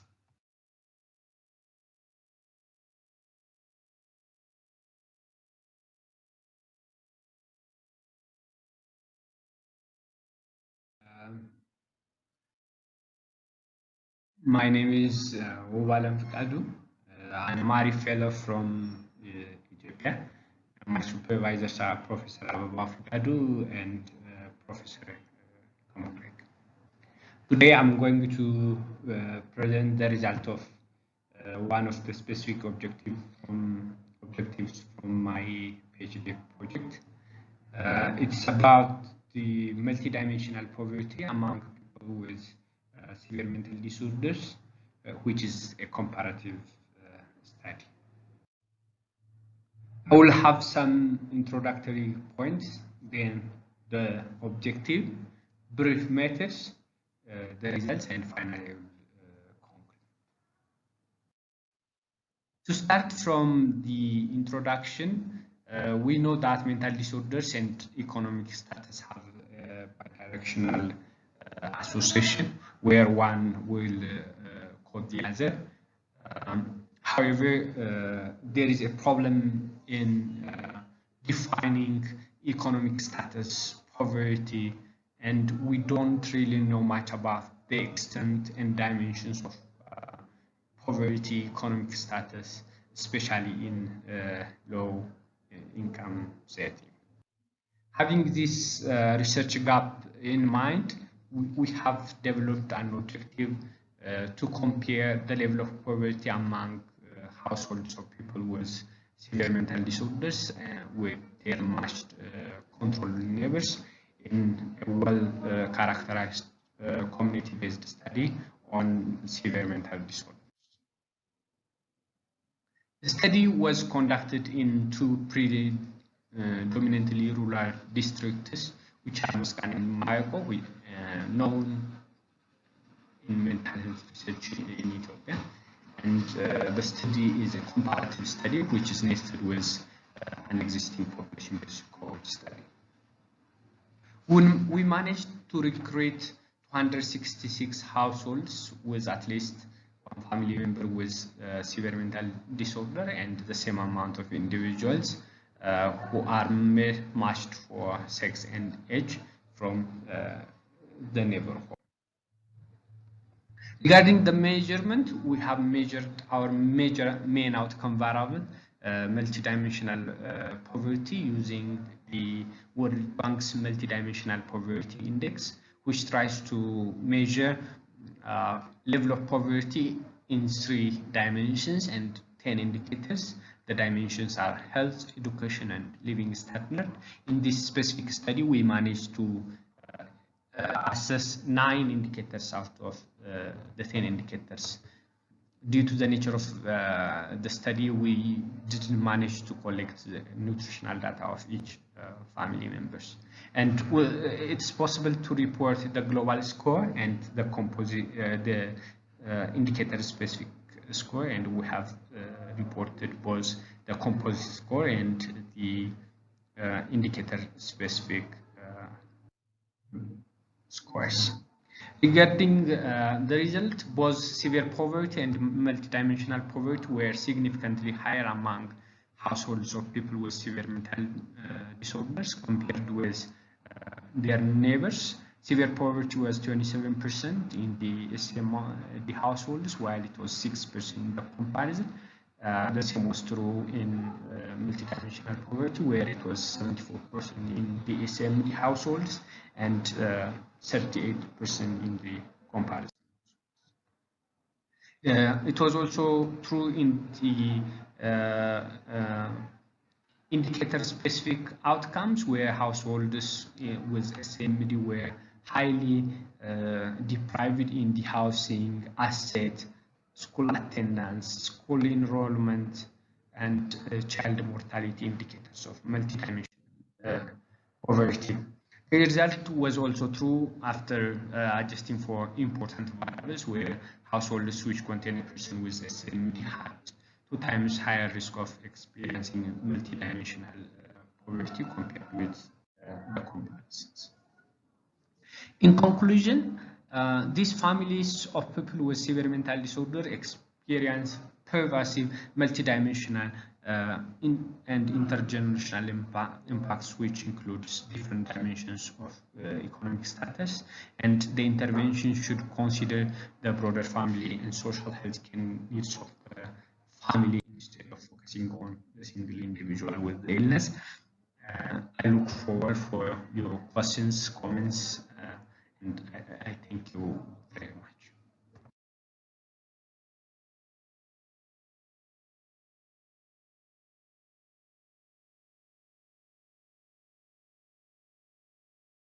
Hi, I'm Vijay Jacobs, and I'll be presenting the experiences of facility-based counselors who provide a psychosocial intervention for mental illness in primary healthcare facilities in the Western Cape.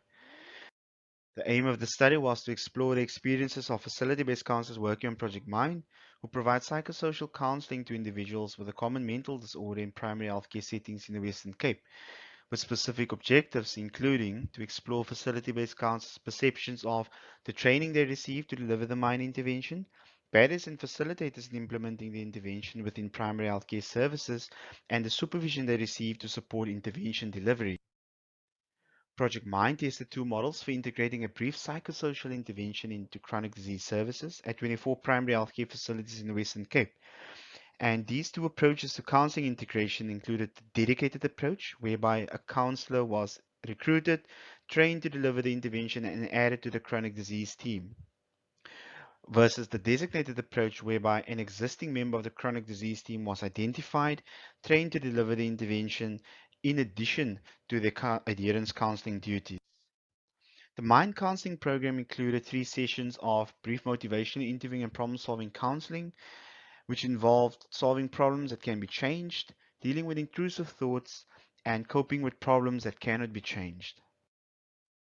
In terms of training, all counselors received 40 hours of training in basic and intervention-specific counseling, and all counselors received supervision and debriefing on a weekly basis, either individually or in group, whereby feedback is provided on the counseling, case discussions, and development of their micro-counseling skills, as well as providing emotional support. This was done by a registered counselor who in turn was supervised by a psychologist. 18 facility-based counselors participated in this qualitative study out of a possible 29, and interviews were conducted by someone independent of Project Mind with a master's qualification. All interviews were conducted in English and lasted up to an hour, and interviews followed a semi-structured guide that included questions pertaining to facility-based counselors' perceptions of training, barriers and facilitators to providing intervention within the health facility, and their perceptions of supervision and supportive debriefing. All interviews were digitally recorded and took place in the private counseling room at the facility, and data analysis was conducted using the framework approach facilitated by using NVivo 12. The results are presented according to the following themes, which will further be elaborated on in the next slides. In terms of counselors' perceptions of the Project Mind training, and as seen by the quote, training was well received by all facility-based counselors. Designated counselors in particular described applying these to their usual adherence counseling duties, enhancing their counseling relationships and improving counseling quality. Further, most facility-based counselors describe how being trained in motivational interviewing and problem-solving therapy benefited them personally in helping to resolve their own personal challenges. In terms of the perceptions of clinical supervision and debriefing, and as seen by the quotes, all facility-based counselors reported being largely satisfied with the supervision and debriefing they received. They described valuing the opportunity that supervision afforded to discuss patient progress, assess counseling performance, and identifying ways of improving their counseling practice. And further, facility-based counselors also valued the regular debriefing they received as part of their weekly, particularly in relation to prioritizing self-care and preventing burnout. Factors that either supported or hindered engagement with supervision and debriefing. Facility-based counselors found the role-playing exercises conducted during supervision particularly beneficial, as seen in the following quote. However, logistical challenges to the uptake of supervision and debriefing were identified, such as a lack of private space and also difficulties adhering to the supervision schedule. In terms of perceived barriers and facilitators to the implementation of the Mind intervention, designated counselors expressed concerns about the degree to which they could align the delivery of the mental health counseling with the current workflow due to high task demands and low remuneration. And although most salient for designated facility-based counselors, both types of facility-based counselors explained how their role was assigned a low status within the healthcare facilities. In terms of our discussion, our findings highlight the value of emphasizing role-play and skills rehearsal during training and supervision. And this study also presents evidence of the acceptability of a cascaded approach to supervision in which supervision and debriefing is task shifted from psychologists to registered psychological counselors. Findings also highlight opportunities to enhance this model of supervision through the addition of virtual peer group supervision and increasing the amount of contact with facility-based counselors through the use of technology. And finally, findings confirm that facility-based counselors perceived many benefits to providing mental health counseling to patients with chronic diseases, but systemic interventions are needed to create a primary healthcare facility climate conducive to the sustained implementation of mental health counseling. Thank you for listening to this presentation, and for more information, you can find this study being published on the internet. Thank you.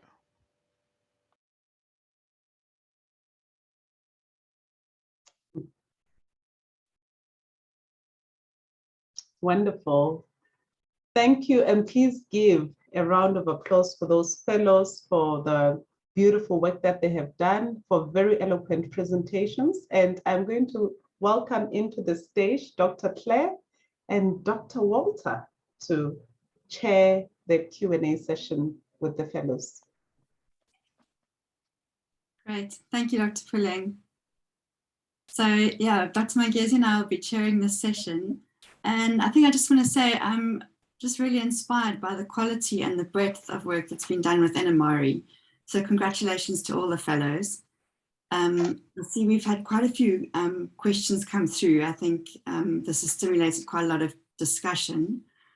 So I'll kick off with the first one for Primrose. Primrose, the question was, what are the next steps in community engagement and public involvement with service users to draw them more into mental health research? Sure, thank you, Claire. I think firstly, as researchers, we need to acknowledge the service users or, the communities or research participants we work with, or acknowledge their valuable input and also engage them in everything that we do. Because from my work, I saw that they are really knowledgeable and they are willing to engage, and also include a community engagement component in all our grants that we apply for, because you need funding to do the work that I presented on, for example. So it's important for us to make it a priority and ensure that there's funding available to do community engagement. Thank you. Fantastic, thanks Primrose. I mean, it's amazing work, it's really innovative. And it would be great if you could train us all. It'd be lovely to hear more about your experiences. Okay, I'm going to move on to, I don't know, Walter, if you want to chip in, please go ahead. I've got another question here for Wubalim. Were you able to find evidence of either social causation or social drift in the longitudinal data that you analyzed?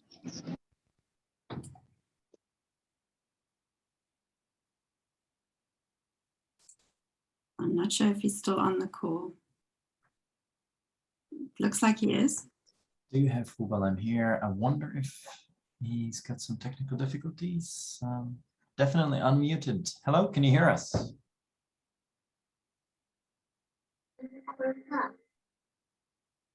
Okay.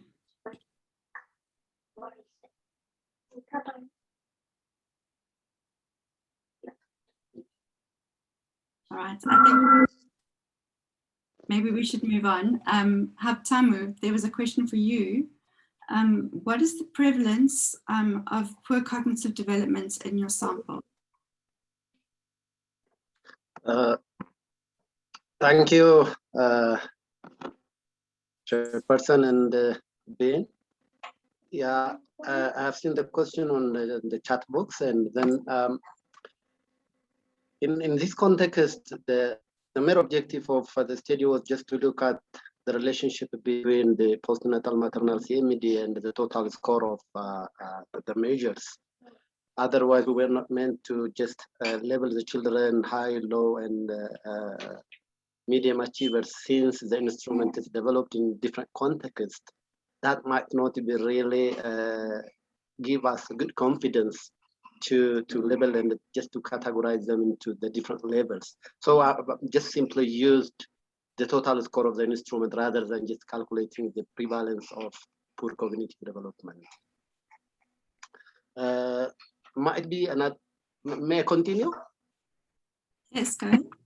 Yeah, the other question that I've seen is how the other compounding factors like the direct cost is measured in this study.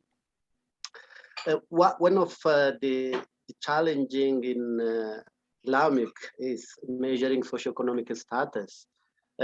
Since one way we don't have a very sharp tool which can pick the socioeconomic status of the community, especially since this is in a rural area. So what we have used is just using the proxy indicators of the socioeconomic status, like whether that you have an emergency resource and whether they are intubated, and whether that you have certain saving, and the issue of current roof cover materials. And from that, we try to just adjust for the socioeconomic status. Otherwise, still we will measure the direct cost or the cost from their pocket. This is the two questions which have been so far picked them. Thank you. Sorry, Claire, can I? Yes, sure. Go ahead. Yeah, thank you very much, Craig. The two theories are known to explain the relationship between poverty and severe mental disorders or mental illness as a whole. But in my study, it will be difficult to talk about the social causation because I have collected data after these individuals have already developed the illness. So my study can clearly support the social selection theory, but it will be difficult to talk about the social causation. Thank you very much. Thank you, Abadan. Great. I think I've got a question here for Eugene. Eugene, thank you for a fascinating presentation. You mentioned peer supervision. Do you think that it will work in the context, given the problems with prioritization of counseling? Perhaps it's important to keep specialist inputs and facilitate that. What are your thoughts? Thank you for that question. When we refer to peer supervision, so in South Africa, we have another cadre of staffing or mental health staff called a registered counselor. That registered counselors have a 4-year psychology honors degree and registered with the Health Professions Council of South Africa. So in that sense, they are then able to provide supervision, debriefing, and other forms of psychological support using the cascaded approach.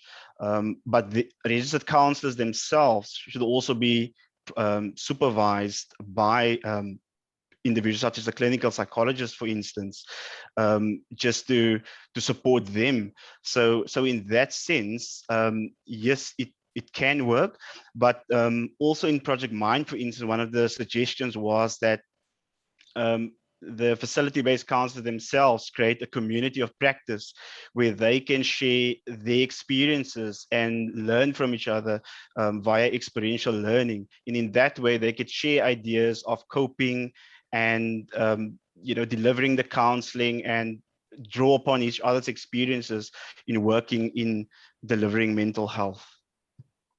So you say, I'd like to follow through question to your presentation. I like the way that, debriefing and role playing was quite something that the counselors appreciated. How did you go about managing the space issue? You highlighted as a problem, but how did you guys sort of manage that? In some, like within the designated approach or designated facility-based counselors, for instance, space wasn't that much or that big of an issue because they already had some form of space in the facilities where they deliver their HIV or adherence counseling. But with the dedicated facility-based counselors, they normally had to make work with space that they get almost on an ad hoc basis. And sometimes we basically like leverage even from what the friendship bench should be doing. Sometimes we would sit outside and also do supervision outside. And that has in some situations helped us. So in some facilities, depending on the time, because we were quite flexible in the dedicated approach to find an alternative time for supervision, so then we can arrange with a facility manager or operational manager for a space for us. But that is how it's been different across the two arms in the dedicated versus the designated approach, and us trying to navigate to find space within the facilities or even outside. And also COVID has shown us that working in the open space, it's COVID friendly. So if clinics could have benches or areas that staff would sit around in the open space, that will also be good when the weather's good. So thank you for that. And then I had something for Wubalem. Did you have challenges in having your study nested in another study? Because often, people complain that they have to sort of align what they want to do to what the mother study wants. So I don't know what to say, your experience, if you could share your experience, Wubalem.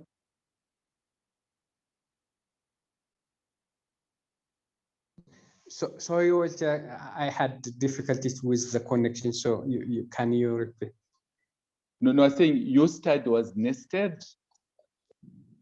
Were there any challenges, having a study that's nested? Because you probably had things you wanted to look at, and the studies have to align to the mother study. Yeah, it was difficult, but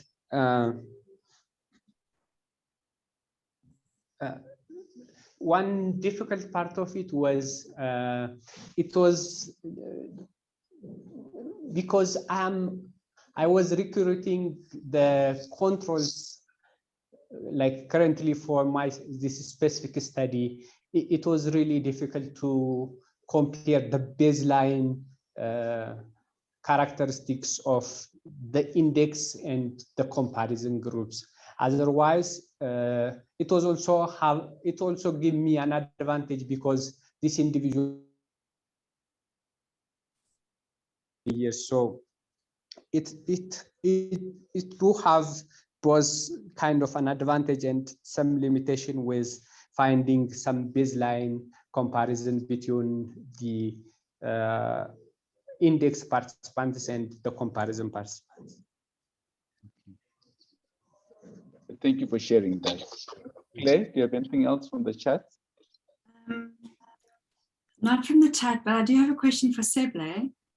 I really enjoyed your study, Seble. It was a really lovely presentation. And I was just wondering your thoughts. Spirituality came up in the explanatory models with regard to causation and treatment. I was just wondering what your thoughts are for implications when you move towards an intervention for this group.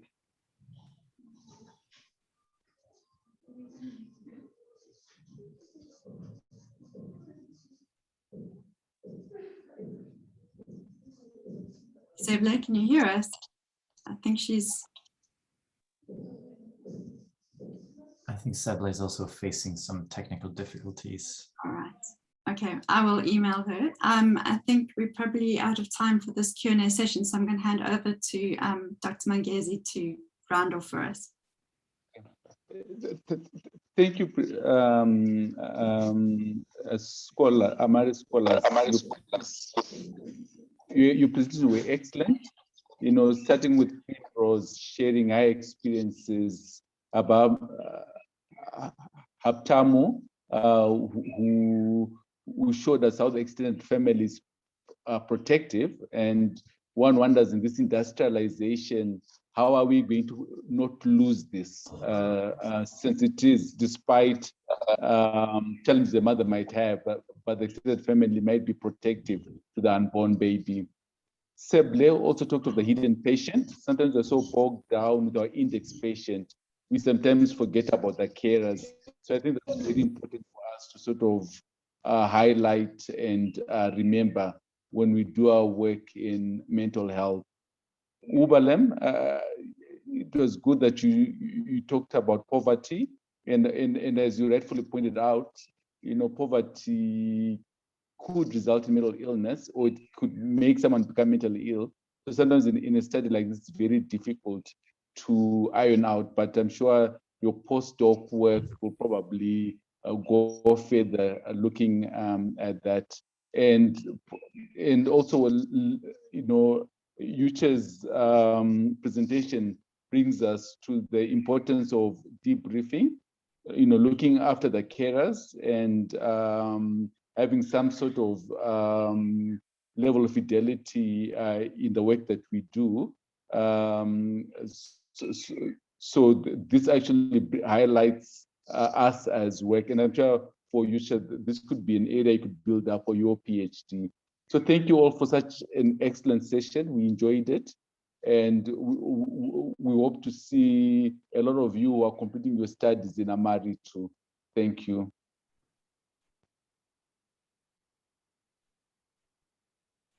Thank you, thank you, thank you, thank you. I would like to invite everybody to please send their electronic reactions and their Zoom applauses, whatever expression that you can make, whether it's virtual, whether it's physical, I'm going to put on gallery mode and see all of the thank yous from all of you.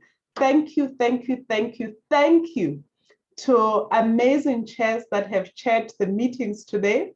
And the 3 themes, the fellows, the presentations, they were so thorough, they were all pre-recorded, very diligently and eloquently presented.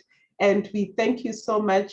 Very interesting subject areas that were covered today. Joe and I were so intrigued. We feel like next time we must also be given an opportunity to present our research on mental health. It has been such a pleasure to host this meeting, and I'm going to call forth Dr. Rosemary to bring us to a close, and she will hand over back to me after that. Dr. Rosemary. Hi, everyone. On behalf of Dixon, thank you so much for attending today. And hopefully we'll be together again tomorrow. We have exciting sessions. The first session, we are going to be talking about alternative careers, and we also have some surprise visitors as well for that session. And also we are very happy that Alphonsus has been with us throughout the day today. Thank you so much, Alphonsus. We know you are busy. And of course, you are the bearer of very good news that we are going to get AMARI to. So fellows, here's your chance, postdocs, PhDs, you chair, you have heard, you've already got ideas for PhDs. And thank you so much, Alphonsus. Thank you to all our visitors, and see you tomorrow. I'll take you back to Puleng. Thank you, guys. Fantastic. Thank you so much, Dr. Rosemary. We appreciate you. We appreciate the opportunity. And we want to thank you from the bottom of our hearts from enabling this opportunity. This is an amazing collaboration from over 15 countries that were represented today. Great research, very topical issue of mental health in Africa, very close to the heart, especially in this time with COVID. So this is deeply appreciated. Now, I would like to call on the stage my partner in crime, Joe, because it's not over until it's over. Joe, please join me on the stage. I will do. Fantastic. Just switch. Yes, there we go. Hi, Puleng. How are you? Thank you, everybody. So what is it that we have left in store? Yeah. So it's not over till it's over, Joe, right? That's correct. So we will see them tomorrow, but we have a surprise. So we have a surprise platform for you. Tell us about it, Joe. Is, I think, a really, really wonderful opportunity to meet a lot of interesting people, and also to try something else than Zoom, get out of the boxes and maybe get into circles and couches. Is that even possible in this time? Well, we'd like to introduce you to this platform called Spatial Chat. Perhaps some of you already know it, but we will have this lovely link for you where you can then come and join. You will get a screen like this where you can fill in a little bit of your bio, add your picture so that people can find you. And then once you join, hopefully this is gonna work for me this time without breaking everything. And then, okay, join space. And once you're inside, you will see that you're a bubble.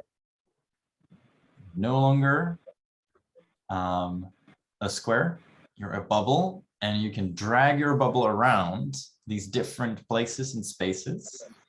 And Puleng, where are you sitting? Wait, let me see if I can find you. Oh, there you are. And if I would like to connect with Puleng, I can come closer to her. And when we come close, we can have a conversation together. Hi, Joe. How are you? Hi, I'm really good. Nice to share this cup of coffee here with you on this virtual sofa. Hello. I think we should do exactly that. All right, so we will share the link to this platform with you in the chat just now. I have already on the chat. Brilliant, thank you so much, Pauline. And you're welcome to come here after the official part of the program has concluded and meet your fellow researchers and discuss the research further. Or just hang out. Yes, absolutely. And I just want to re-emphasize that the space is open the whole 2 days. So we have secured that space for you for the whole 2 days. If you want to maybe go in, make an appointment and meet each other at 3 o'clock this afternoon, you're welcome to use the space at Liberty. It doesn't need any facilitators. It doesn't need a password. It's all yours. It's the AMARI Conference Lounge. So enjoy it. And look at what I also have on the screen. That is your hashtag. I'm inviting you to please go and put this event out on AMARI 2021 ASM hashtag. Whether you use Twitter, Instagram, Facebook, any social media platform, LinkedIn, please tweet, go take it out there and tell people about your key insights and takeaways from this conference. It's 1:55 Southern African time or also Central African time. And we are so blessed that you have sustained your presence in this conference up until this time, and we really appreciate you. So have a fantastic, fantastic rest of the day, and let's meet in the lounge. I see Lydia is in the lounge already, and we'll wait to have the rest of you come and join us. So Ben is asking, what is the hashtag? It's hashtag AMARI 2021 ASM. I'll also post it on the chat. Hashtag AMARI 2021 ASM. Thank you for those who are very proactive and have put it already. Thank you so much. Fantastic. Have a great day, and we'll see you tomorrow, and we'll see some of you in the networking launch. And tomorrow we'll have far more interactive sessions as well. Fantastic. Thank you.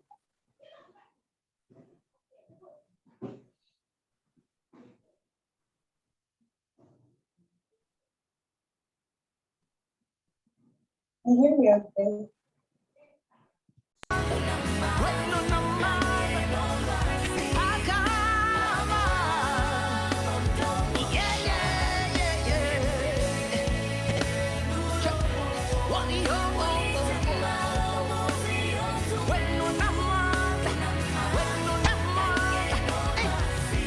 Can you hear me okay, Glenn? I don't know if people can hear me.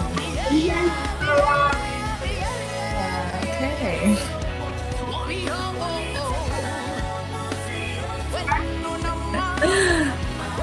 Yeah, it's so fun.